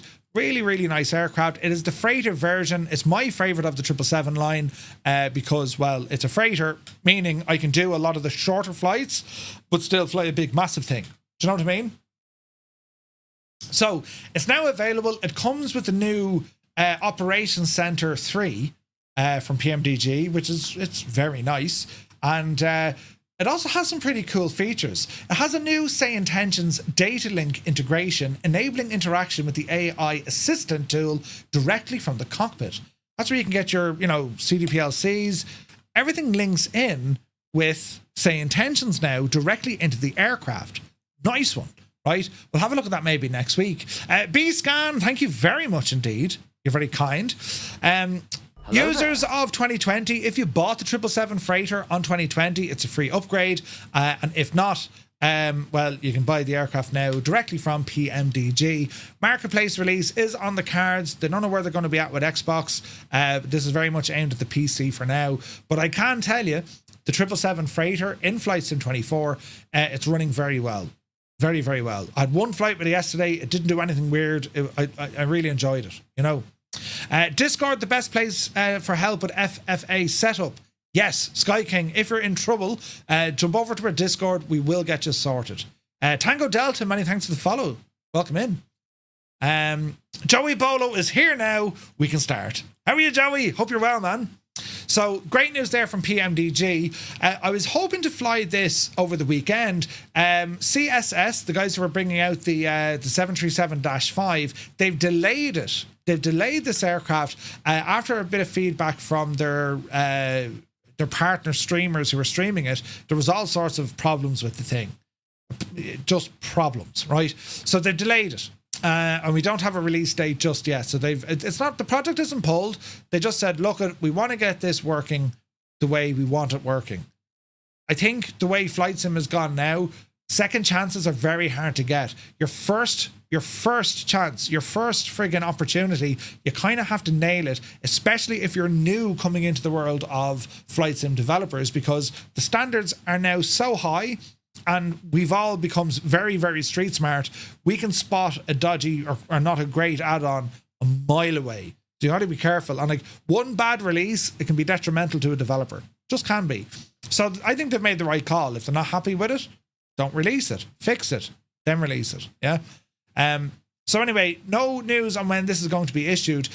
The major problems I saw with it, just following on from social media, it wasn't going to be the best looking, like the textures weren't always going to be the highest. Their focus was very much on the 737-5 experience, which is kind of leaning towards the classic 737. You have a mix of somewhat analog gauges and some of the other ones. You know what I mean? Oh look, everything froze. Bloody hell. That's hilarious, look. Jesus, look at that good looking fella there. That's brilliant. Hang on, we turned that big Egypt off, look. He does look good looking though, doesn't he? Hang on, I'll fit. Right, give it a second. Give it a second. Jesus. Doesn't he look like... Doesn't he? Hang on. He looks like someone important. Why did that feckin' stop? Right, 1 second.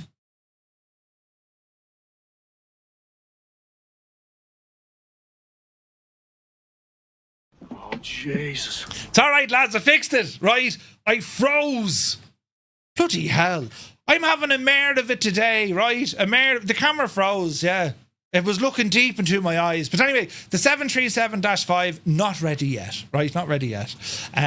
Maybe I was just thinking for a while, Your beer was too cold. Painful, wasn't it? Jesus. Right, moving on. Flight Sim 2020 lives on with Sim Update 16 now in beta stage.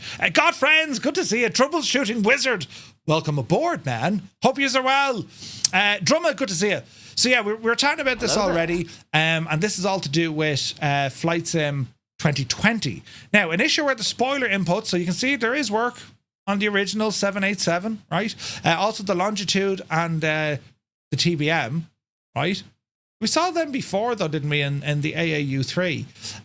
Some of the other ones are kind of memory management, especially when it comes to the Xbox, which is going to be great news altogether. And there's other things that they're bringing in from Flight Sim 2024 when it comes to the kind of the scenery and the masking and where trees should be. Instead of having like a forest on a cliff edge, well, no, they've tidied all that up. Do you know what I mean? So great news there. The beta has started for Sim Update 16 for Flight Sim 2020 with a release date a little bit later this year. I thought I saw August, I think. July or August, I think they were aiming for. Now, Anybills teased this. Anyone say this? They were teasing it. Did anyone say anything about it? Right? Murph is using his tiny little brain. Wait, what? Mixos, welcome in. Can anyone name the machine we're looking at? It's nearly hunting season. Time for some helo action this summer. It's a whirly bird, so it's a heli, right? What do you think, Daz? It looks like CB says this is the first you've seen in it. Nice. I love that. Scott, Murphy, your camera has frozen. Or maybe just your face has. Brilliant. Nace confirmed it was the Apache. Blue Thunder Apache. So a lot of you guys are saying Apache. It looks like an Apache, especially from the cockpit. No further details yet that we can talk about, but there's a new chopper coming from Anybills, or through Anybills, or by Anybills. It doesn't actually say. So there's a new chopper on the way, and Anybills are sharing us some information. All right. Will this include working weapons? Ooh. And surely it'll have to have working, like, surely. You're not going to make an Apache and not have... Jesus, now. I imagine it would. I'd be shocked if it didn't, you know. But anyway. Moving on. Have you seen this yet? TerraBuild are previewing the Kennedy Space Center version 2. Now, I had a look at this yonks ago, version 1, and it was very interesting. They provided a lot of the Cape Canaveral kind of scenery. This, on the other hand... This goes a step further because it has rocket launchers. It'll cover the Apollo era, it'll cover the shuttle era, and it even goes up to the most recent, your man's rockets. Have you seen this yet? We're going to watch this, right? So it's a minute 25, but you have to watch this because this was like, hang on, they're putting this into the sim. This looks class, right? And it's an active scenery, it gives you some controls, but you need to check it out.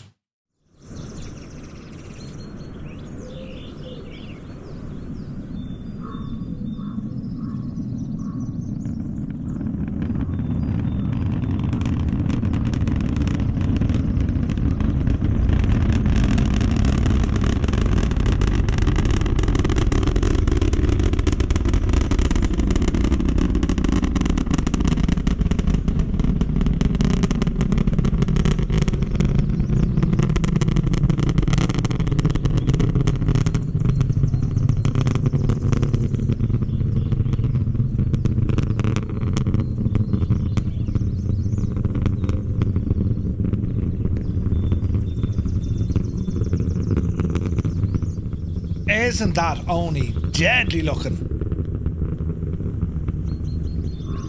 Are we impressed? So your scenery is now going to show you friggin' rocket launchers. Great stuff. So it's going to be a free upgrade, or you can buy the scenery outright for $29.99 from the InSim marketplace. The 2024 version is also on the way.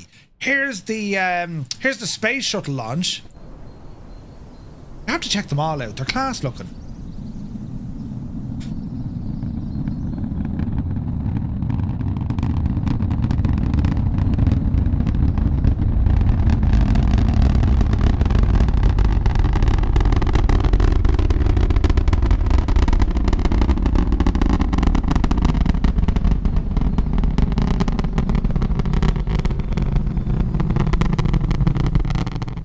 He was on the curry last night. It actually sounds like a rocket. Oh, Jesus. Right? It's very, very impressive. I'm pressing buttons everywhere. And look at this, right? Look. See the way he's able to change some stuff. Choose the scenery era. Current STS or space shuttle. So you can go with the Apollo, space shuttle, or the Artemis. Do Artemis stuff. And then you can, like, set or reset the launch and then do all that sort of mess. And this looks cool, doesn't it? And then the last one then I think is the Saturn V launch. What's this now? I already saw that. What was the first one? I have to see this again. Look at the state of this, look.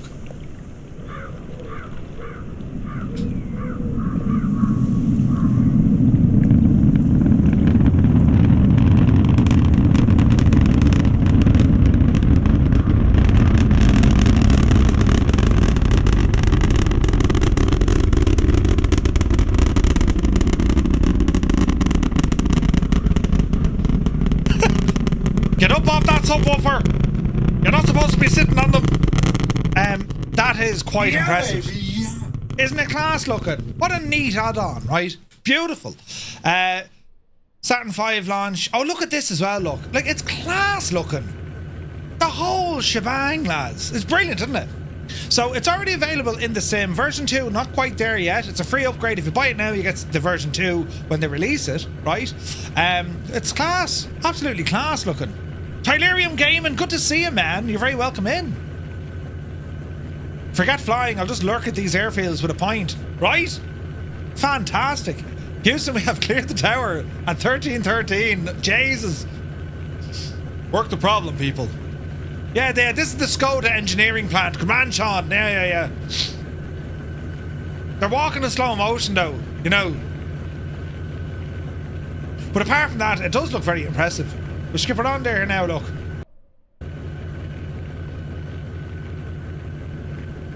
I think that's only brilliant. It's only brilliant. So, it's on the way, which is great news altogether. Team behind it, version 2 builds on what was already a standout scenery pack. It gave simmers access to the sprawling rendition of the Kennedy Space Center, with all the models there from the vehicle assembly plant, launch control facilities, and also the launch pads and the orbiter processing facilities. It also introduced clever time shifting that allowed users to switch between the different eras of space exploration. Pretty cool. So I don't have a release date yet. They're working on a major free update. Isn't it only class, lads? So great news there. Keep your eyes out for that. I'll let you know when it's here. Now, Vertical Sim, they've released a brand new scenery, Southwest Florida International Airport for Microsoft Flight Sim. Vertical Sim, well, they're back with another US regional airport, this time Kilo Romeo Sierra Whiskey, located just outside of Fort Myers. Well, it's now available for Microsoft Flight Sim as the new release continues Vertical Sim's trend on covering the mid to large airports that don't always get the spotlight.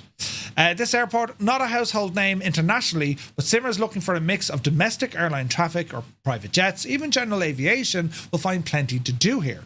The airport is known for the scenic coastal approaches with procedure plates that bring you in close to the shoreline. The airport operates a single runway, which makes it surprisingly busy. In fact, it's the second busiest single runway in the US, or single runway airport in the US, just behind San Diego International. Ooh, looks very nice. This rendition from Vertical Sim features a 2025 layout, focuses on smart balance between visual detail and performance, fully modelled hangars and the FBOs, high-resolution PBR textures, custom aerial imagery, custom signage. All spawn types are supported, including that of helipads, GA, bizjets and airliners, which is great news. Wimmis, thank you very much indeed, man. 11 months. Thank you very much indeed. So yeah, great stuff there. It's available now through Contrail, priced at $18.36, and the add-on offers another solid regional hub for the ecosystem, which would be ideal for your 737 flight. Does it say anything about 2024 compatibility? I imagine it is 2024. It is 2024. Interesting. Right, so good stuff there from Vertical Sim. Now, an airport we're checking out tonight, SoFly's Hanover. Did you see the video on this? Ah, lads, this is cracking looking.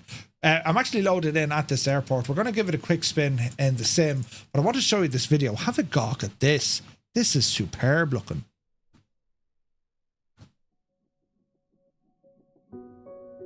Ah, Jesus, Murph. There we go. Video thanks to Aviation, lads. Great bunch of lads.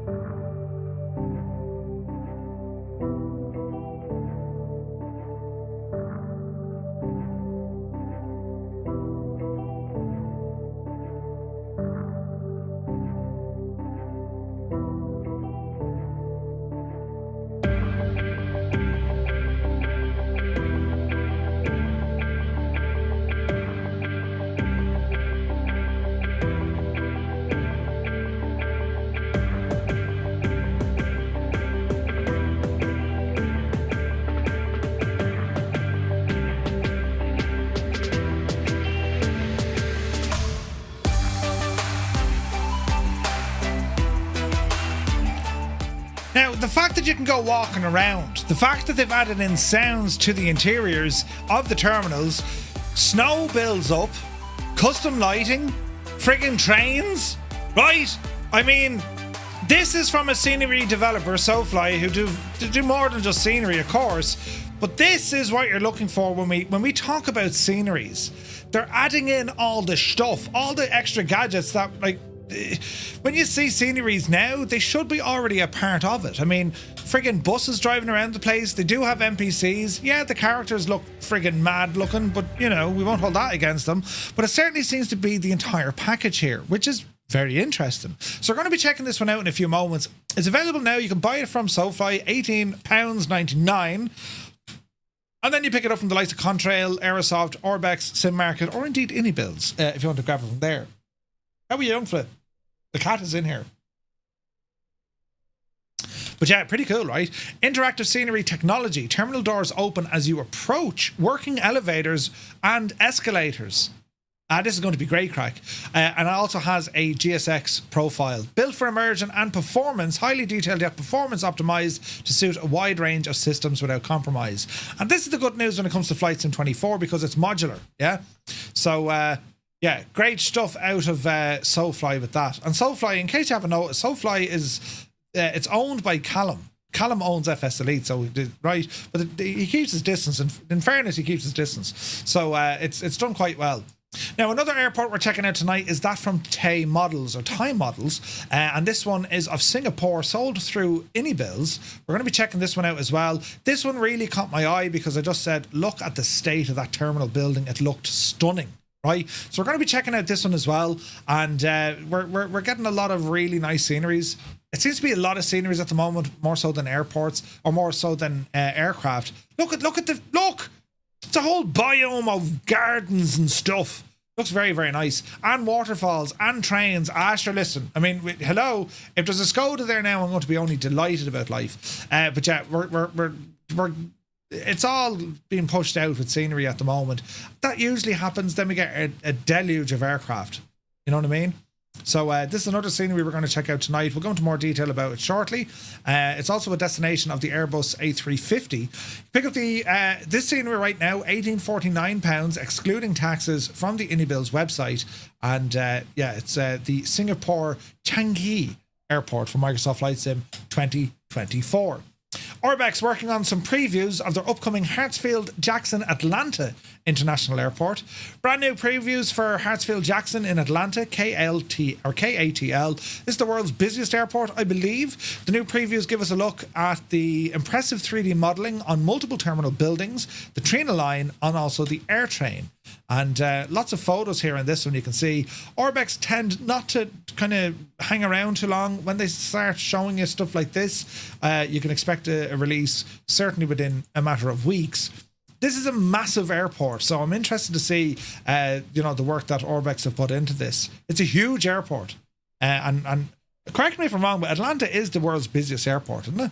I think it is, lads. So I'm really looking forward to this one. Orbex have been kind of quiet on the Microsoft Flight Sim stuff. It's been more kind of the smaller general aviation or bush airports, right, or airfields. They've been doing a lot of work over in XPlane and DCS, but yeah, looking forward to this one. Sim Update 2, of course, we were talking about this, but also the flight planner has been updated, lads. I'm not sure if you've checked it out. So if you go to, what's it, flightplanner.com? Flight planner. What was the website they used for it? Where is it now? Planner.flight simulator. Never mind. So here we go. Look, flight planning and charts. So we can sign in with Xbox. What we'll do here now? Choose an account. Actually, we'll look at that later on. But anyway, what they're doing here is just a number of kind of quality of life fixes and some new features being added in as well. Beyond the planner, updates also address some ATC-related issues, including updates to the phraseology, fixes to repetitive altitude requests, and improvements in the descent handling. Nice stuff there. Other avionics and aircraft improvements include in-aircraft checklists for the CJ4, right? Yeah, KATL is the world's busiest airport. That's mad. So yeah, they've done a lot of stuff. They've added in performance calculations here as well, including your climb, cruise, and descent profile. And yeah, they fixed a lot of good stuff here. So especially for the VR stuff, look, The navlog altitude is now correctly displayed. Wind data relative to your navlog fields also show values. Good stuff there. So, moving on. FS add-on compares new airport map makes hunting for scenery much easier. So FS add-on compare, this started as a kind of a small little project with Rock, and he's built it into something massive, right? And he now has a map that you can go and find, hey, I want that scenery, and by looking at the map, it'll show you, well, which store is selling it the cheapest. This is brilliant, right? I mean, it's a freeware project designed to support the community. It's a no-brainer, this one. And he did it all himself as a hobby. So pretty cool, right? So yes, the FS add-on compare, we get updates all the time on our Discord. Anytime we can see bargains happening when it comes to our flight sim add-ons. And they now have a brand new map that you can check it out here. Click on the website. I'll share it with you. And if you want to go looking for scenery that you want to buy, well, this website here will tell you. For example, if you want to buy Shannon, it's only sold in one place, from what I can see, is it? Here we go. Contrail have it for 15. Inibill's 15.42. The Marketplace 14.99. Orbex is the cheapest, 12.50. So you can see straight away just by clicking on it. You know what I mean? Can buy the gent a drink to remember. Indeed, indeed. So yeah, great stuff there from Rock, and great update to the website. So that's all FS add-ons compare. All right, did I close the window there? Oh yeah, that was it. Right, moving on. So in case you haven't noticed, flightsim.to got an update. They've changed things around a little bit. So your purchases all now live in a new store tab. That's where you buy stuff from flightsim.to. And when it comes to your downloads, well, they're all going to be in here. So you can go to your downloads, you can find out where all your downloads are and if there's any updates available. Savage. So they've made some changes to flightsim.to. The layout is a little bit clearer. For the most part. Store page, I think, needs a bit of work because it kind of has add-ons like dragged out. But yeah, they're doing some really good stuff here with flightsim.to. Plus their store is growing, lads. Their store is growing. So yeah, pretty cool to see. I watched a video from Blue Games the other day. He was on this yacht. It actually looked very impressive. Very impressive. Look at the state of that image there. This is really good. Like, I mean, you can go boating in flight sim. It's friggin' nuts, isn't it? We checked out some of these before, but like they're getting better. They're getting much better, especially in like first person mode, walking around and having the crack. Do you know what I mean? You can't do much of them now. You just kind of sit there. But like, there's Margarine. Jesus, then hasn't she shocking long arms? Look, is it me or does she have shocking long arms? Hasn't she? Oh, gee, very long arms. But that's Marjorie with her yacht. So yeah, great stuff there from flightsim.to. Moving over to XPlane news. We flew this machine today. I had a couple of crashes in XPlane because I'm an idiot. But Just Flight have just released the BAE 146 Professional Series for XPlane 12.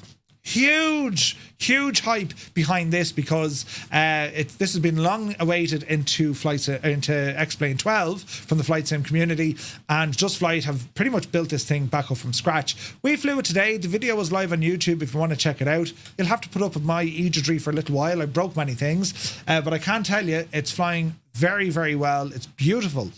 Just Flight, it's a free update if you already own this on XPlane 11, and maybe if you're just thinking about buying the BAE 146 or the 146 Professional as they call it, well, you can do so at a 40% discount, and that's all thanks to Just Flight, right? I say it's not a free update. I'm telling you lies. It's not a free update. It's a 40% reduction if you're upgrading it. Isn't that what it is? Hang on. Let's get me spiel right. It's here somewhere. Sorry. A 40% discount is available for existing owners of the XPlane 11 version. There we go. I'll edit the last bit out because I was talking absolute crap. But you get a 40% discount. As I said, I've flown it today. It's beautiful. It really, really is. It's an absolute cracker in XPlane. So well done to Just Flight. And it's great to see Just Flight developing, you know, with XPlane and Microsoft Flight Sim. They're not forgetting about XPlane. I love that. So yeah, it does have a CityJet livery, Moet. I think it does. Fine, Trits, good to see you. Let me see. Ivan Rodriguez, thank you very much indeed for the sub.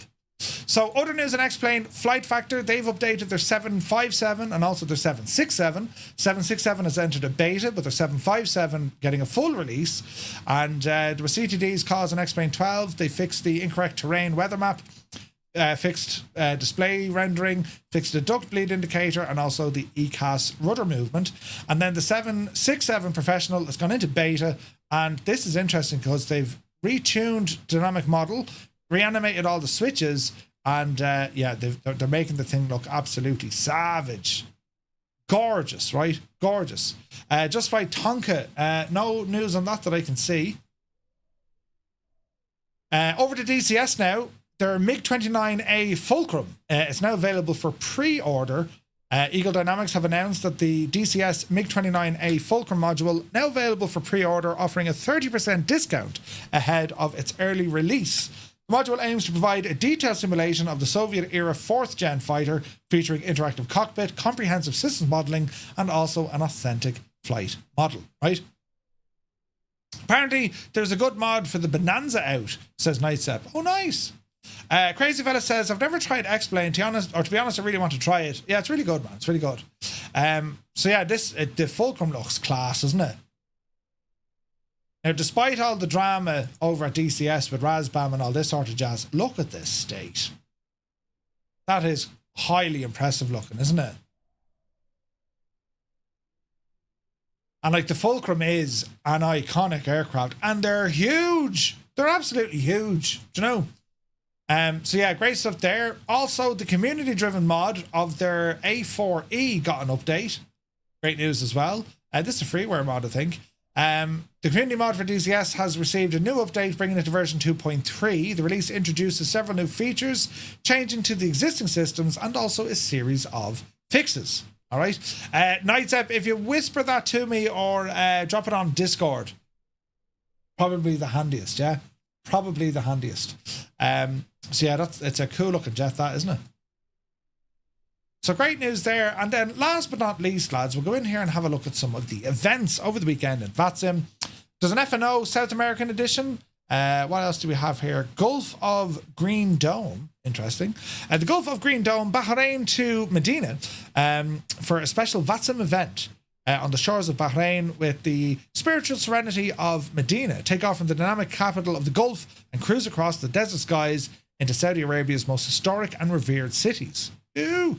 So that's happening this weekend between the hours of 16 and 1900 hours Zulu.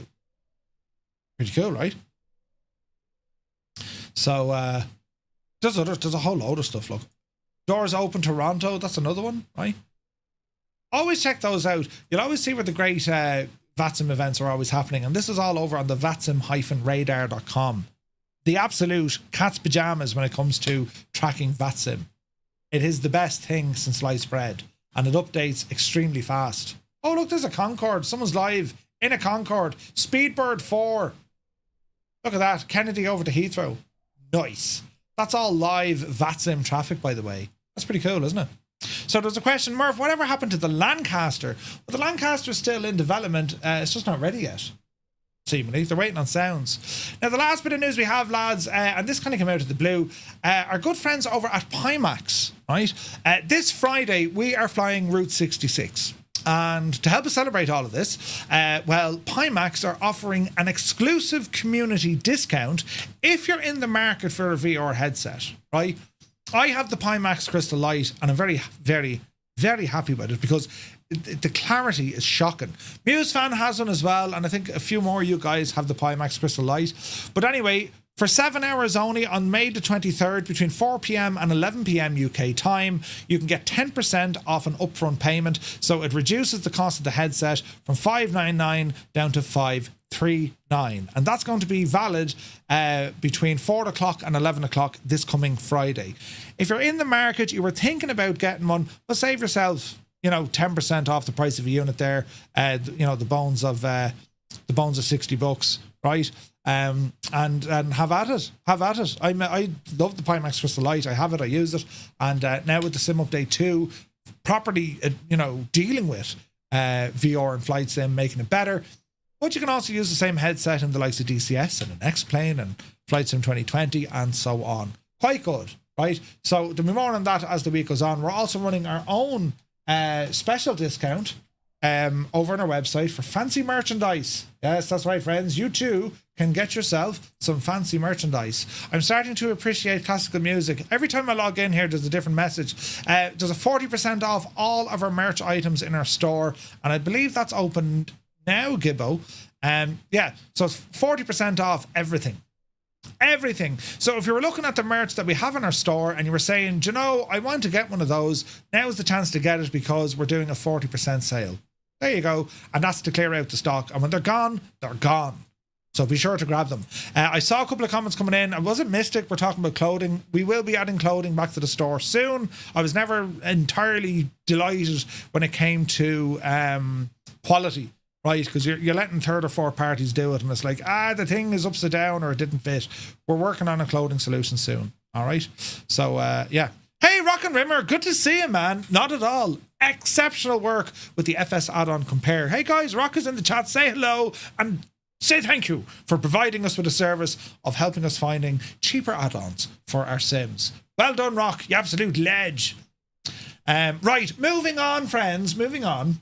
By the way, Murph's favourites in this. See those beer coasters? I'm very biased because I love all the gear, right? The key rings, the reg plates are gas, the signs are gas.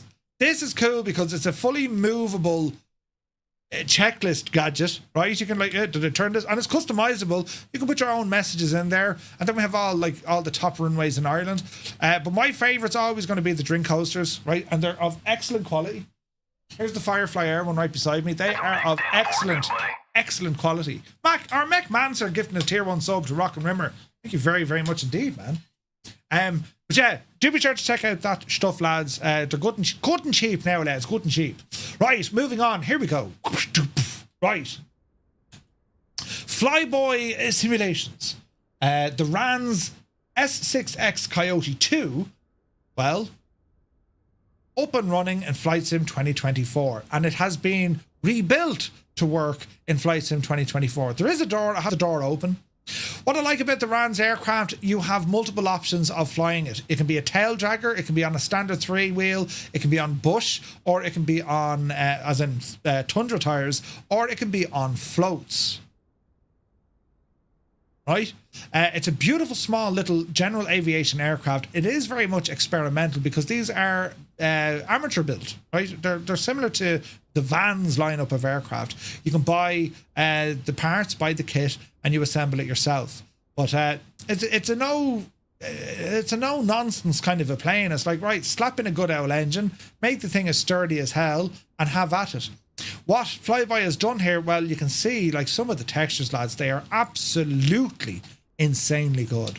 And for a small aircraft, you need this level of detail. Do you know what I mean? But like, look at the tires there, look, right? And if you notice the name, instead of saying Goodyear, it says good beer with a beer. Like, this is the best thing ever, right? But yeah, incredible work here. Like, look at the details even coming down onto the brakes. Isn't it savage? Look. Exceptional work here has been done. So what we're going to do, we're going to power it up, give it a quick blast. We're here in Hanover, right? And look at the detail here, look. Look at the state of this. One thing I love, right, because it is now a FlightSim 2024 aircraft, right? One thing I love what the developer has done. I'm now in the cockpit. Yet I can open the door and it doesn't automatically transition like friggin' Star Trek and put me outside the plane, right? So when I hop outside, I can now interact with the remove before flight, right? So I can get rid of the chocks and see the pitot tube. So if I change the direction of the wind, that was a question early on. If I change the wind direction, wind.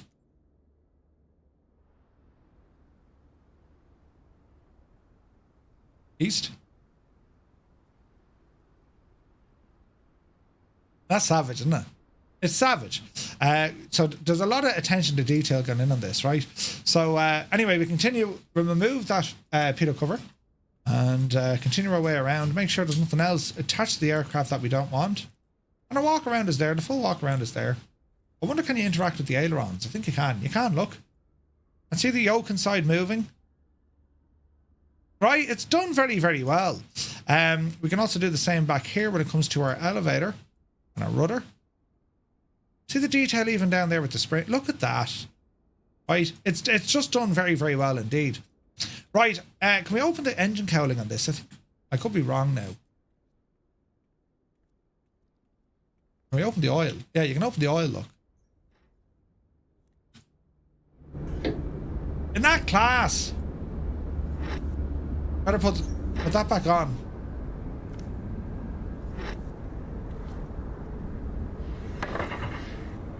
Move the spinner. It's done very, very well, isn't it? Right. In we go. And let's see what happens, shall we? Did that turn off? It did. Right, so restart our view here. Grab the door. Actually, don't we could do? We'll start her up with the door open. How's that? Now, what we do have, move this guy across. We have our checklist, right? I don't know if you guys have ever seen this aircraft. It's available right now, right? If you've already purchased this in 2020, there is a small upgrade fee. You can pick it up for $5.99. Or if you want to buy the aircraft outright, you can pick it up for €22 ex the VAT, and it's over on the InnyBuilds store, right?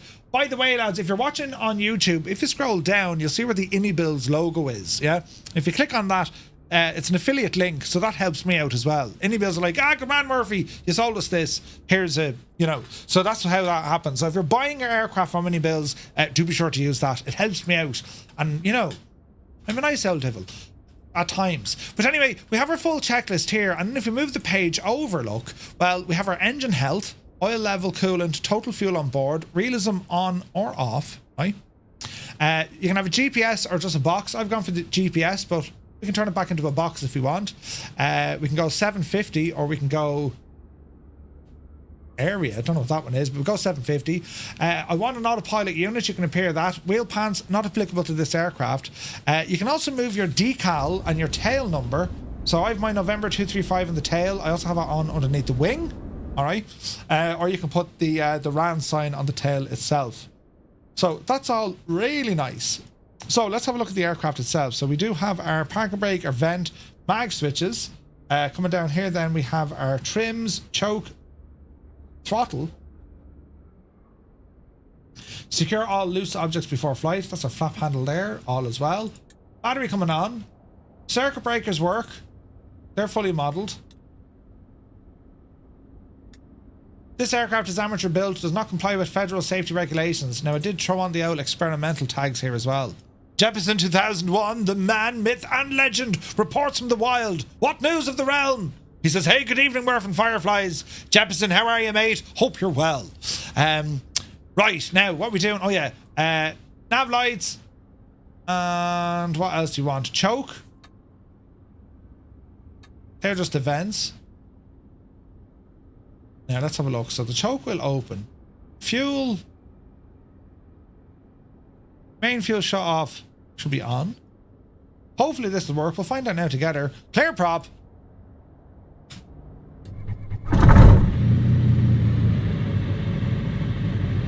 Oh, Jesus, that sounded lovely. Sounds like a Rotax. Engine parameters are there, lovely. Let's check the fuel valve. It works, it works. All right, try it again. Keep the choke out. Clear, prop. All right. All right, avionics, panel lights. Stick on all the lights. And we get this door closed. Sound straight away, yeah. We can also adjust these guys. The blinds up on top, nice touch. And we have our fuel tank indicators on each wing. What a nice, pretty little airplane. GoPro camera by clicking on it. Right? Brilliant. Now these lights, I think they're just twist. Yeah, they're just twist and turn on.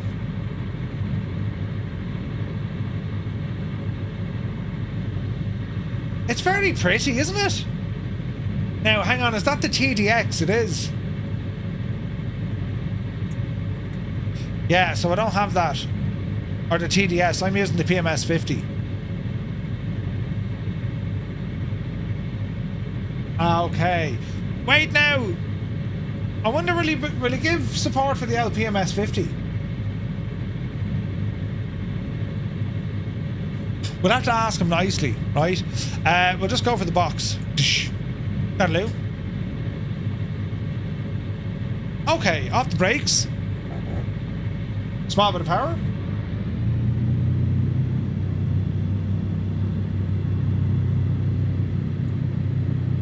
Sounds great, doesn't it?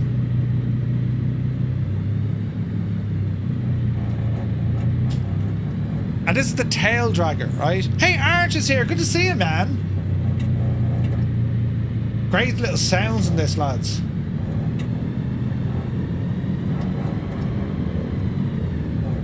Easy.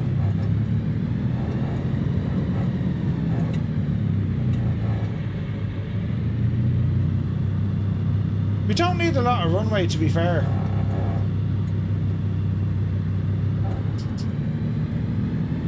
No brake test. Ah, we did.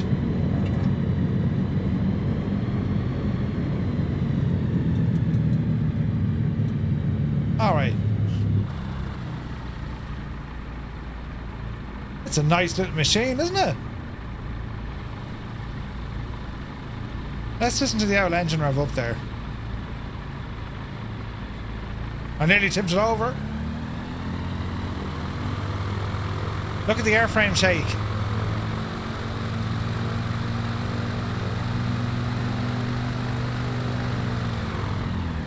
Very nice. It looks like a mall, doesn't it?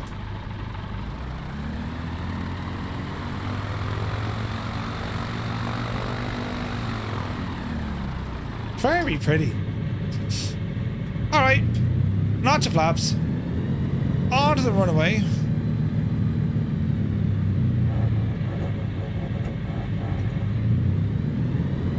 Right. Straight out and see what happens. Instantly flying look. Look at the power of this thing. Jesus. Flaps in. Kando's flown this thing a bunch. Hanover Airport. This is like a little glider port they have down here. Yes, it sounds lovely, doesn't it?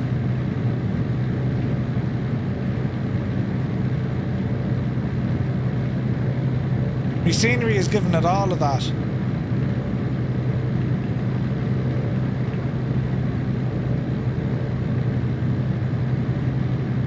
Oh man, this is pretty. It looks, sounds, and it flies really well.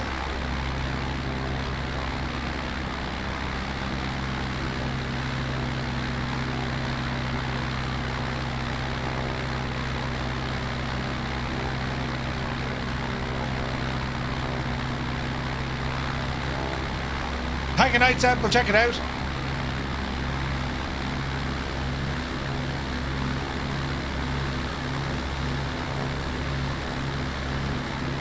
So it's the RANS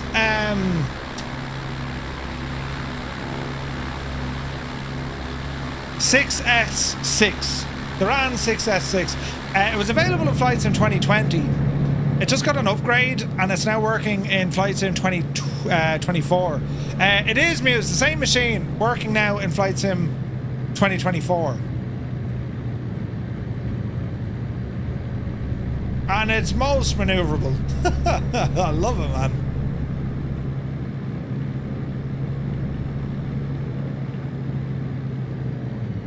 All Dreamy, right. sleepy, nighty, snoozy, snooze. We'll try a stall at very low altitude. Let's see what happens. Easy Janie then. No stall horn, or stall horn. Do you hear that? Viper, you scared the life out of me. This thing has excellent short takeoff and landing capabilities though. Just look at the photogrammetry here, isn't it beautiful? Hanover. Sounds like hangover, but it's quite, you know, it's a little bit different. Right, here's a runway.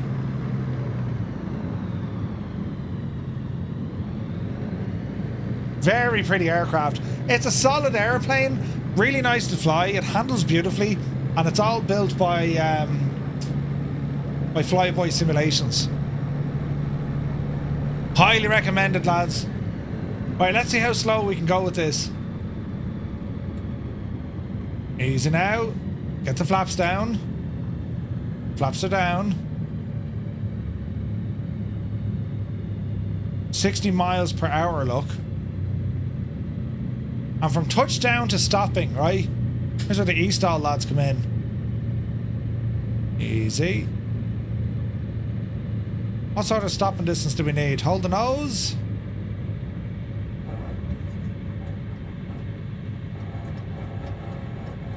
That's kind of impressive. Right? What a machine this is. It's a little beauty. Can we find the doors open? I'm sure we can. There's nothing to fear but everything. Right. Easy. Oh man, the sounds. Get up, you devil, you.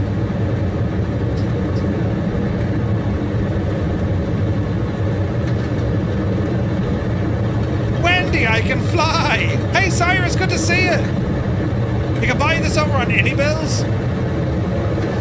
Look at them flapping. Oh, Jesus, what was that? Oh no, it fell off. Oh Jesus, my door's gone. Oh Jesus, the other door's gone. Don't panic. Abort. Abort.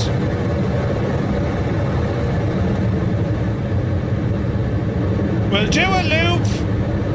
We'll turn around. Jesus. Easy now. We're not finished yet.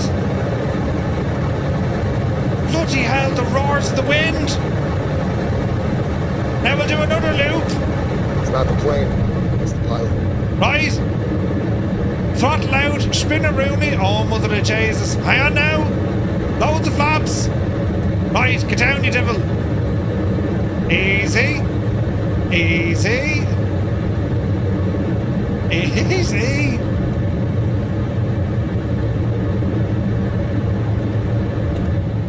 Get down there, you devil, you. Don't tip it over, Murph. Easy now. Did you ever see that video of your one and the canopy blew over? Right. Shh. Now. It's some crack, isn't it? But you know what's great about this, lads? You can get it as a tail dragger or a conventional tricycle fixed gear. It also comes with Tundra tyres and also floats. There's 4 variants for one aircraft. It's awesome. It's awesome, right?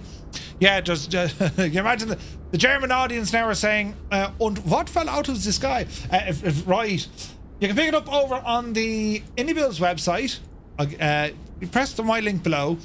You buy it for flights in 2024, and yeah, great bit of stuff there. Feature list: 4 variants, custom engine damage, pre-flight mechanics, wear, tear, dirt accumulation, analog steam gauges, and it'll work with the TDS GTN 750 or with Microsoft's own one.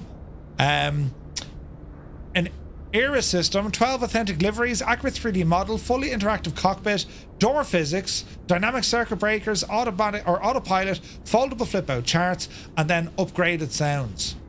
It's a great bit of stuff. Look at it there on floats. It's beautiful, isn't it? Beautiful. Absolutely gorgeous. And there she is with her Tundra tires, and there's her conventional landing gear. And you can actually have an option to appear or disappear the wheel pants or the fairings, right? So from FlyBoy Simulations, great bit of stuff there, man. That's awesome, isn't it?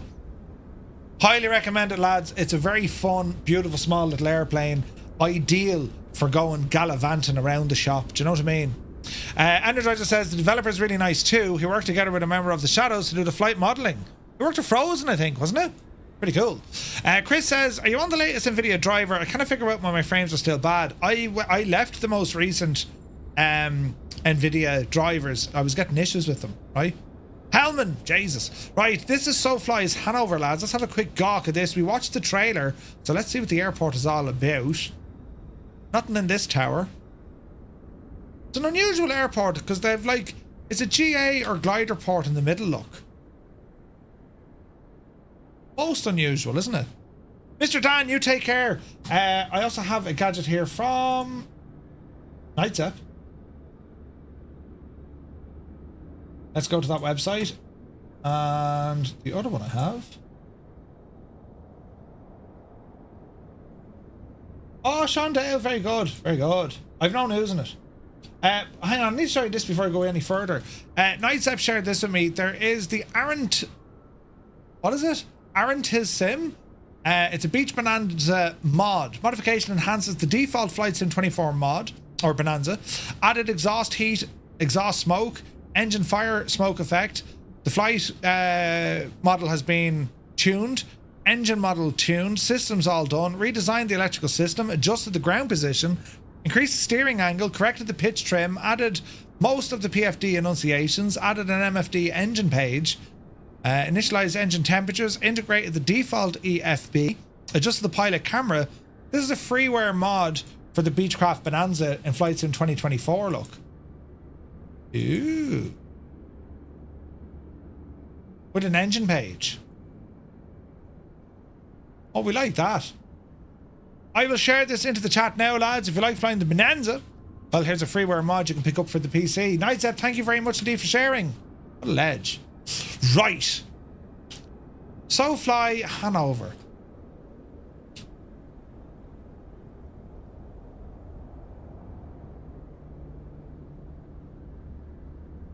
Nothing to see here. Nothing to see here. Aero West. Okay, so this is like, I don't know, is it like a glider? Not gliders, but like kind of general aviation, isn't it? That's what it looks like. Beautiful taxi markings. Right, we'll go over at the beginning. Let's go airside. Oh, there's a McDonald's, look. Where are we going here, Murph? Jesus, it's big, isn't it? Hang on. We'll start at the beginning.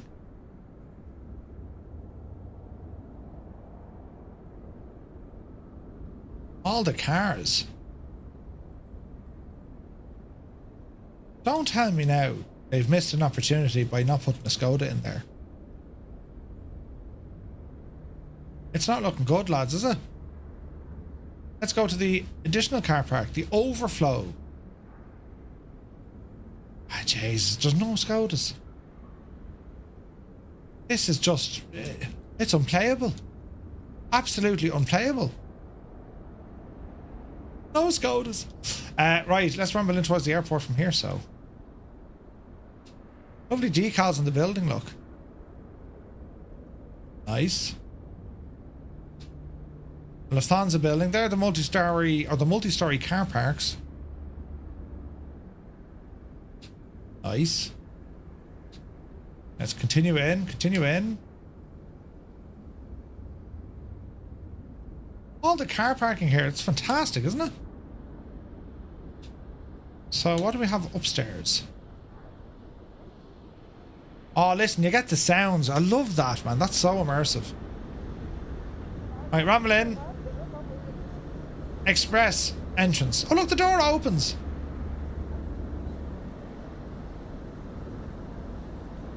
Check in. Hello, Fanula. How are you getting on? That's right. Passport control.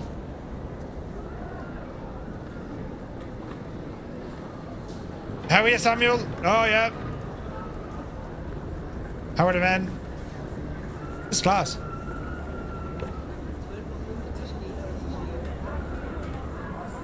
Any flights going to Dublin? No.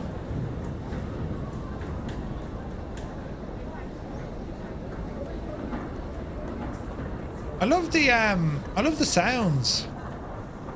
The elevators do work.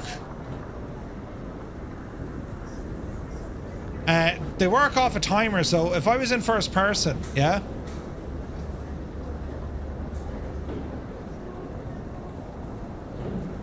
Ramble in. And then you just wait for the moment, the doors close, and then they bring you down. You just stay in the elevator and then you come out this way. Yeah? Passport control. The escalators are modelled as well. So yes, you can travel on these. You walk onto them and they bring you up the way. That's class, isn't it?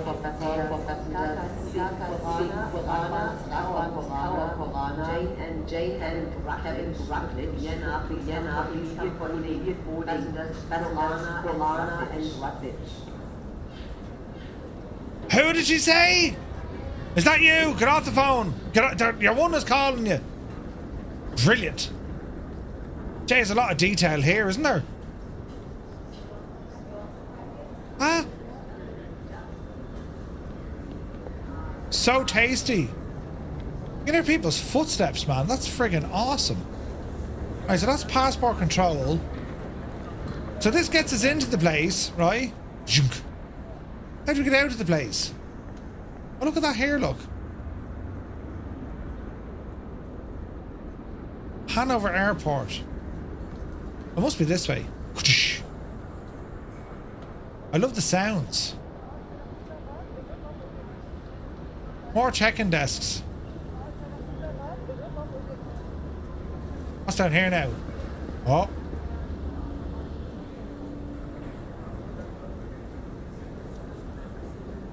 Arrivals.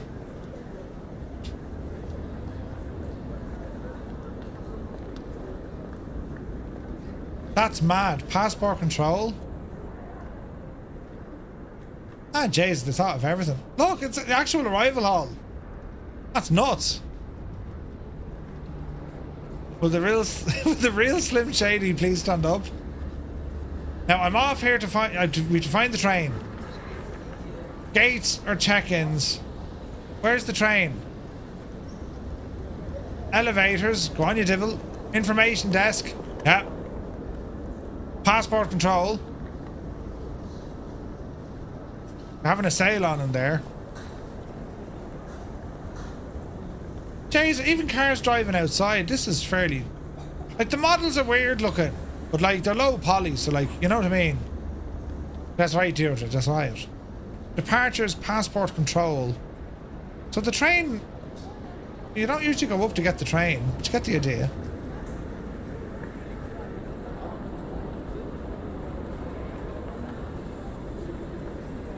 Yeah, it's pretty cool, isn't it?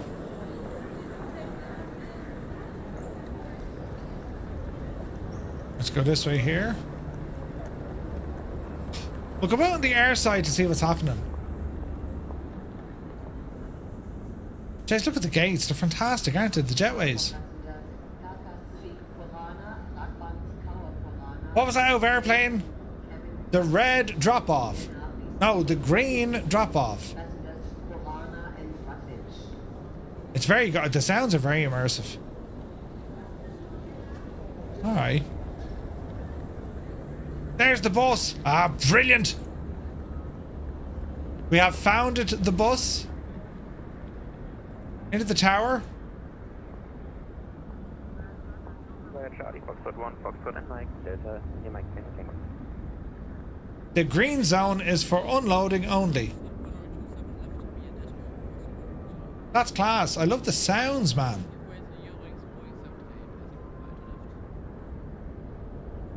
Right, so where's the trains? Oh wait, hang on. We're getting somewhere. Jeez, it's a big old airport, isn't it?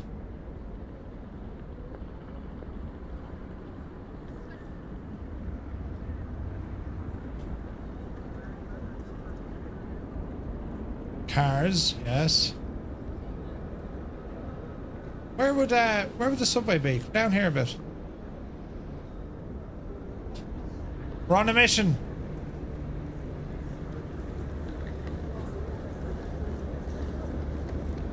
Are there any... That's the arrivals hall again. Hang on. We'll boot it this way now, lads. We'll boot it. Has anyone been to Hanover before?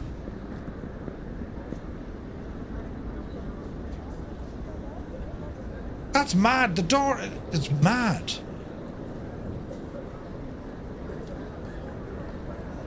There's the jacks. Oh, wait. Down, you devil. Yes. Oh, we're looking good, lads. We're looking good.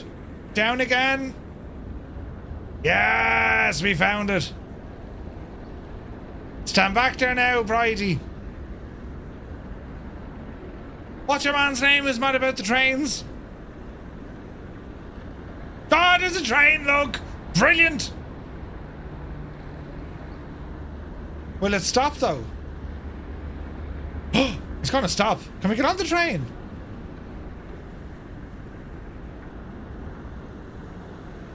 Ah, look, you can get on the train! Brilliant! This is brilliant. Right, come on, close the doors. Come on, come on. Choo choo. Choo choo. Right now.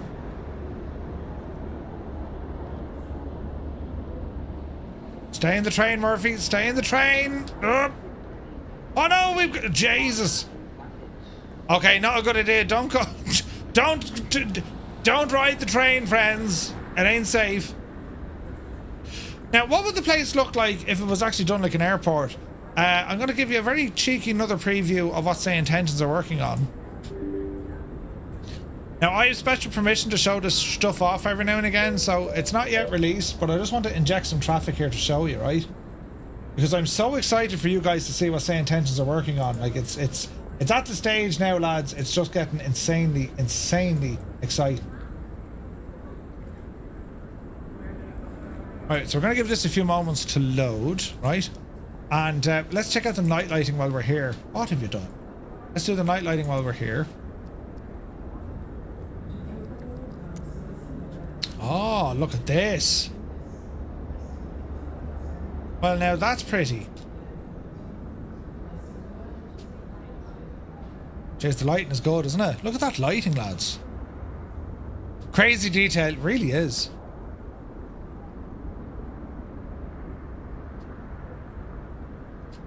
Look at the lighting in the place, man. It's fantastic. Look at that. Jesus. Beautiful. Right, let's give it an air of... Jesus. We'll give it an air of bad weather with the reflections, you see. Will this work? It will work.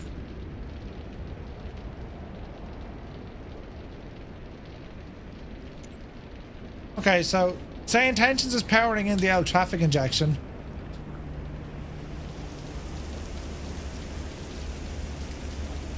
Ah, Jesus, that's very good, isn't it? I'm unsure about the colour to... Oh, that's a bit better, isn't it? It was a bit blue with my stuff.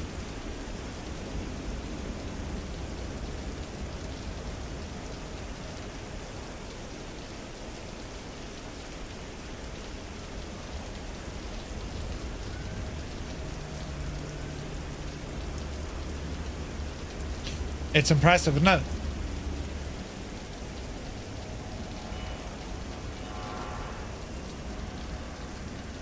Something's flying.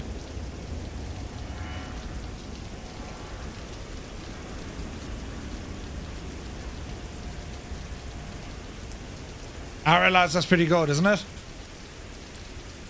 That's so very immersive.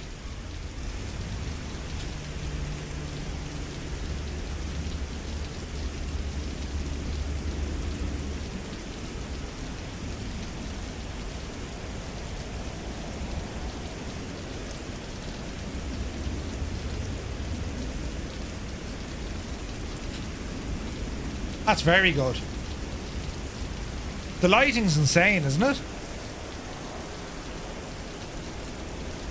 What's it like on the land side?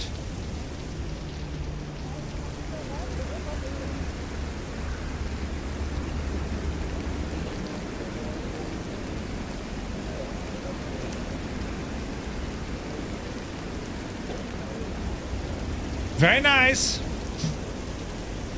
So that be Hanover Airport from SoFly. They've done a great job at this, lads, haven't they?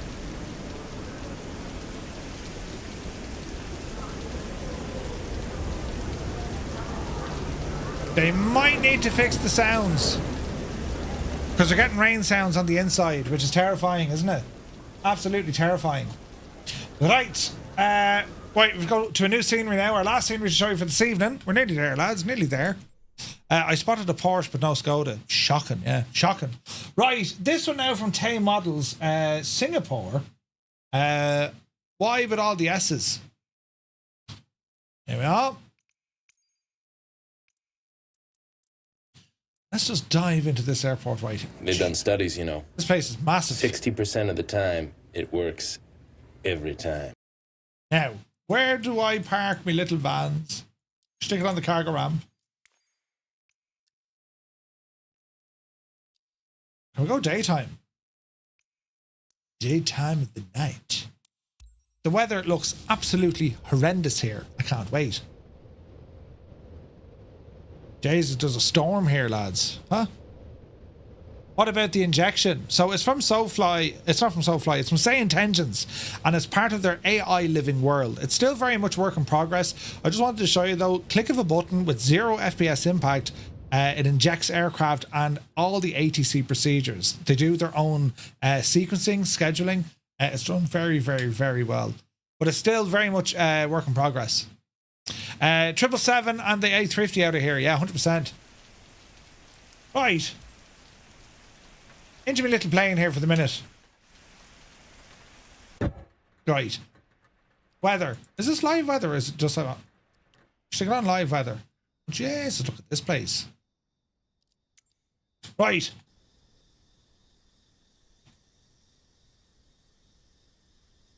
I'm loving the sounds. Okay, this is a big airport. This is a friggin' huge airport. And I have a dot on my screen. A perfect little dot.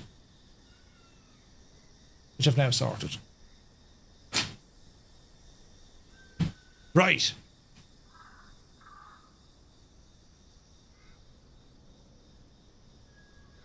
This place is huge.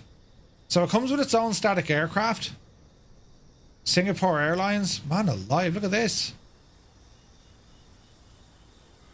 Maintenance hangars for Singapore Airlines. All the A350s, look.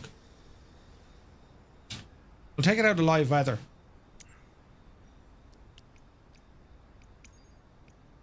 There we go. Oh, this is very pretty, isn't it? Oh, it's huge. Now I have traffic injection turned on. We'll turn that off just for the moment.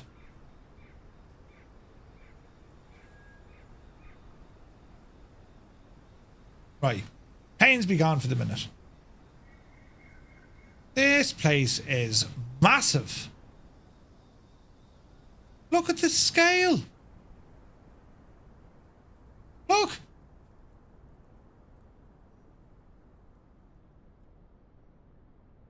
Man alive, this place is huge. Right, we'll ramble in and just go exploring. It's probably the best way to do it, isn't it? Look at... TaiModels built this. Or TaiModels. It's TaiModels. Beautiful architecture. Lovely trees and that, look. Truck only. 4.5 meters. It's only 4.5 meters, but okay. It's got like hotels and stuff coming down here. Fuel areas. Air Freight Terminal 6. Look at the scale of this. What's on the air side? Jesus, lads, look at this. This is huge. Singapore.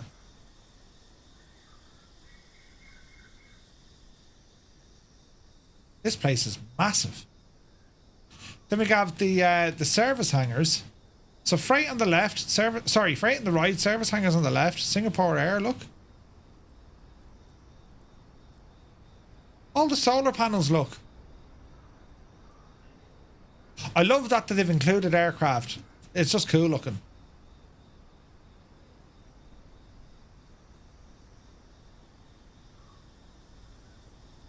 Nice touch. Little baby Embraers, look. Got a FedEx terminal.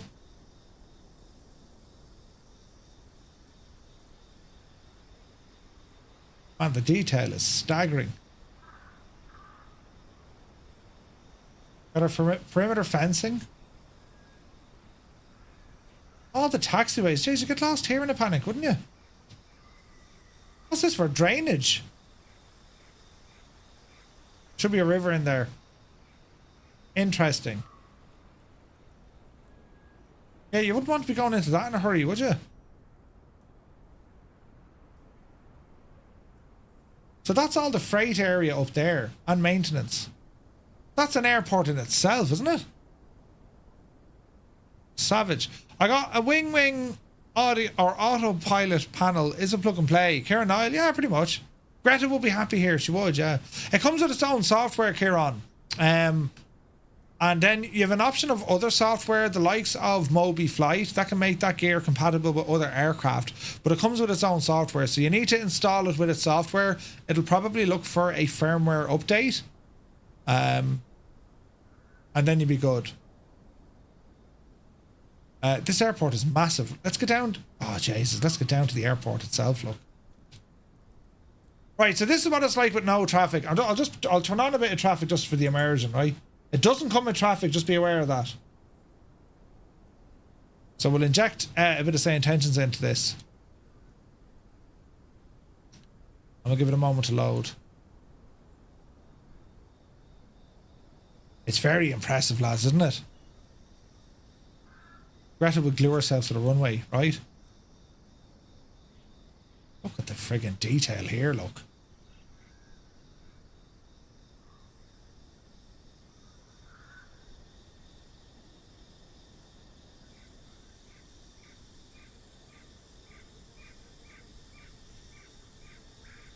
It is gargantuan, the size of this place. Terminal interiors are done.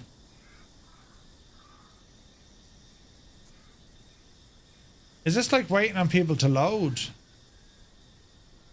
Because they should be people, it just hasn't loaded in yet. That's weird looking, isn't it?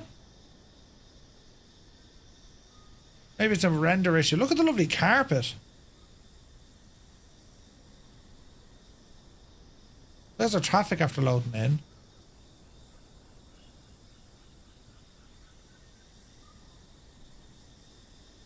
Yeah, I think some of the people haven't loaded in right. That's interesting. They look like that out there. This is Singapore. That's mad, lads. Mad. Look at the carpet colours. Look at the detail on the carpet. Look, Jesus. Alright, let's ramble out this way a little bit. Okay, so the aircraft, they're not part of the scenery, but we just added them in there for immersion, right? Ramble over here now, look.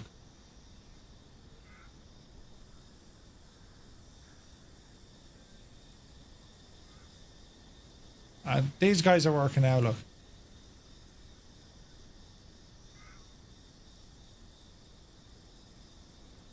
Just basic models, do you know?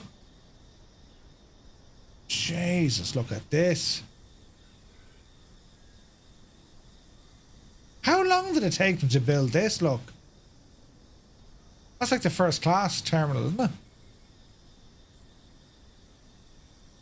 The cafe. Or cafes. The glass effects are nice. That looks very realistic, doesn't it? Right, come on up here. Oh, look at the state of that.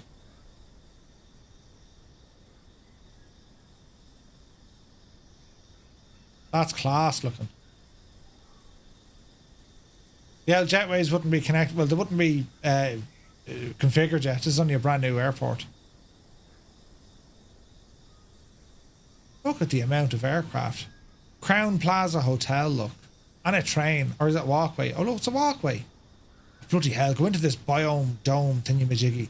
This is Greta's playground, lads. Oh, look at the carpet. Rumbling here now for the sheer crack of it. How do we get in?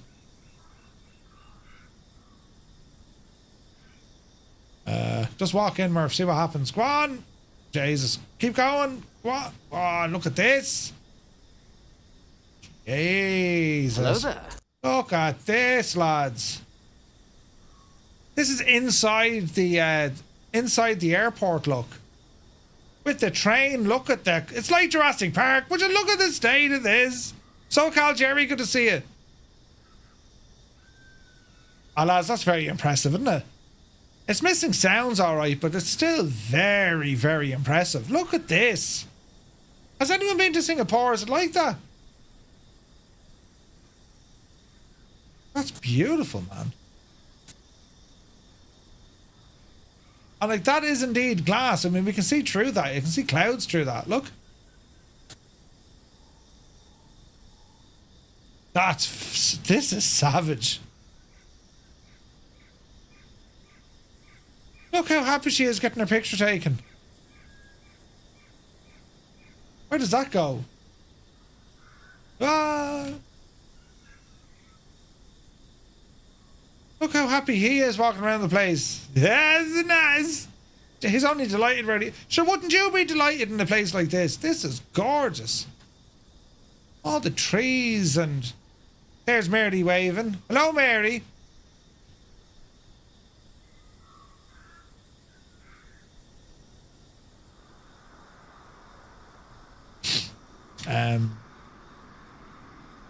Jesus. Well, maybe not.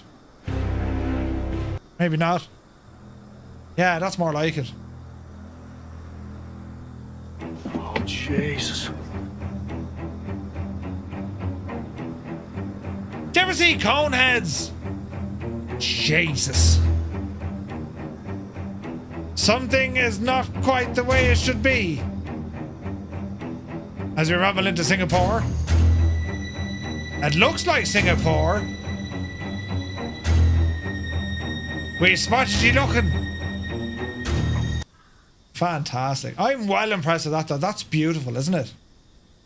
Never seen anything like that inside an airport. That is beautiful. What do you reckon, lads? Can we go up the stairs and all? No. Jesus, look at the tower.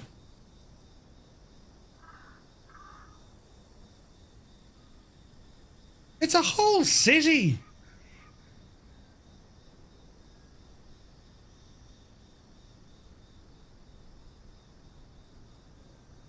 It's the highest indoor fountain. Is it?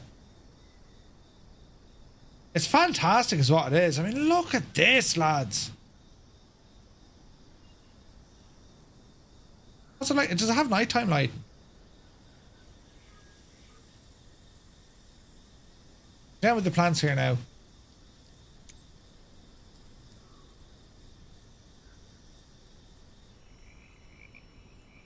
Oh, wow. Look at that. Look at the state of that.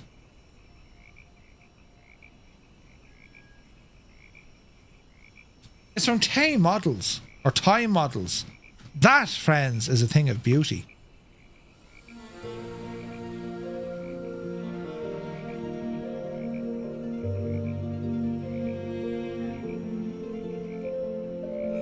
And there's a light show. Jesus.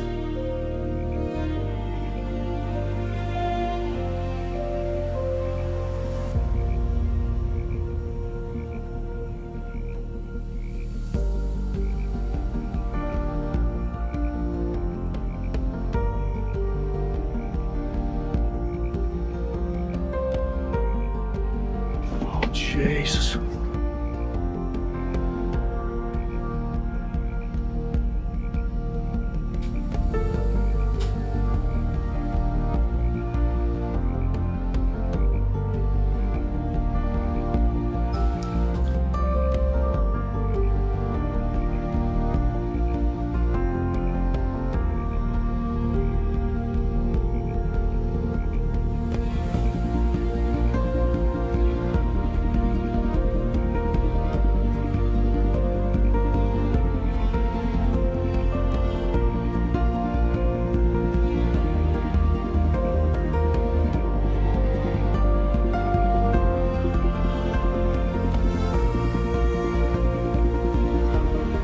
Hello there.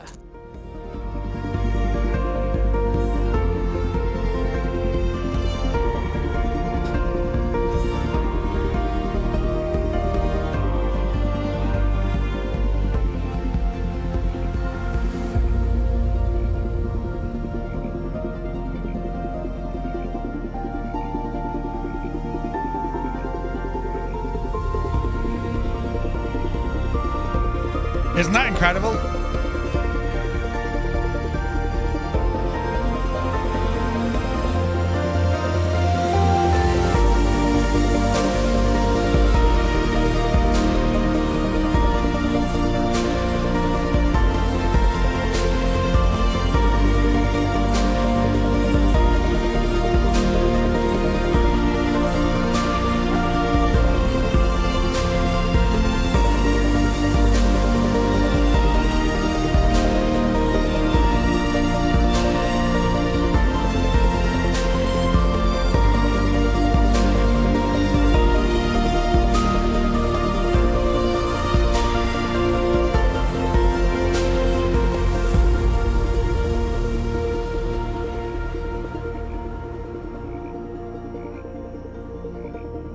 I've never seen anything like this in the scenery. That is quite impressive, lads. FPS is perfect, man.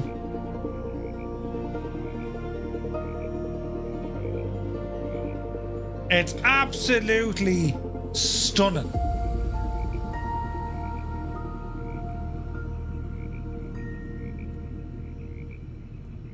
And then they all break out into a rave.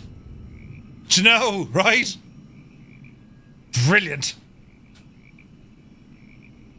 What a banger. Yeah, baby. Right. Bloody hell. Isn't it only fantastic? Oh, jeez, look what they have to spot up there, look. Oh, jeez. Don't fall in there now, lads. Whatever you do, lads. Do not fall in there. Oh, look at that with the control tower in the background. Ah, merciful hour, would you look at the state. Jesus, look at that. That is savage, isn't it?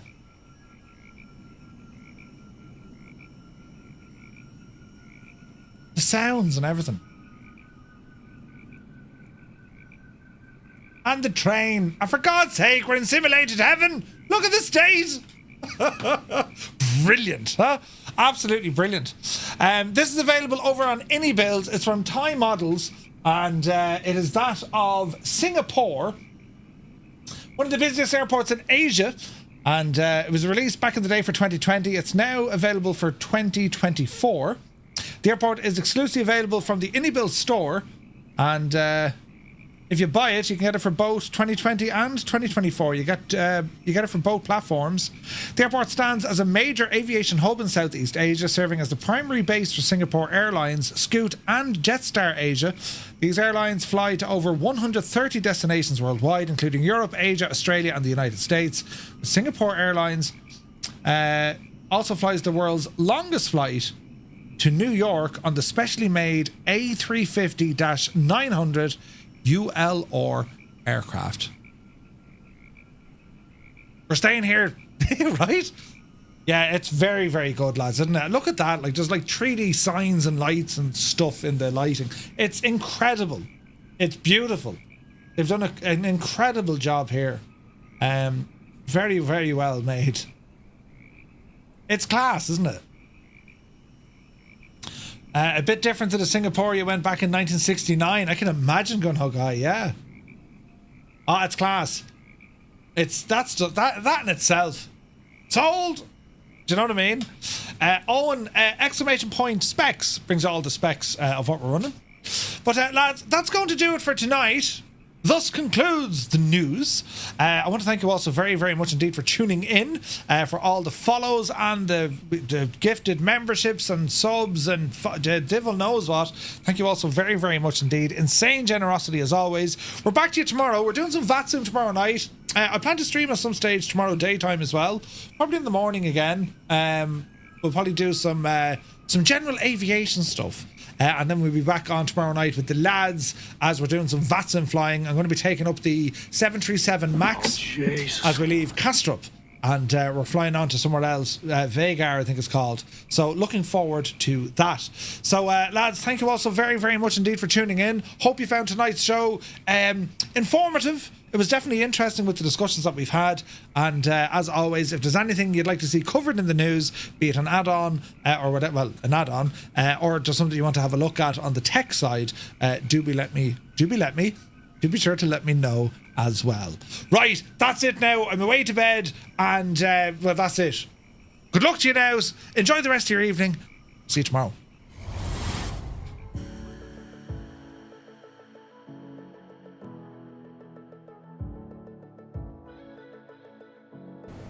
Engines are now off.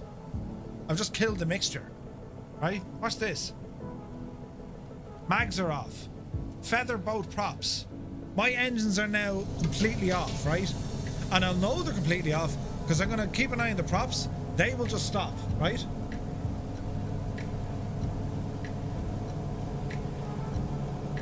Engine 1 stopped.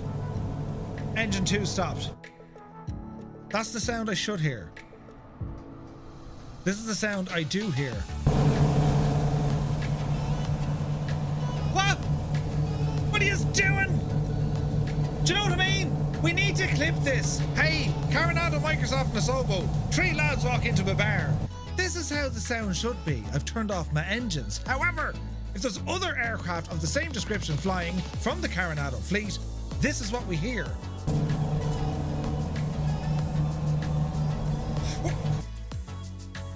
For a warbird, it's one of the finest warbirds ever released in Microsoft Flight Simulator. Considering you have the excellent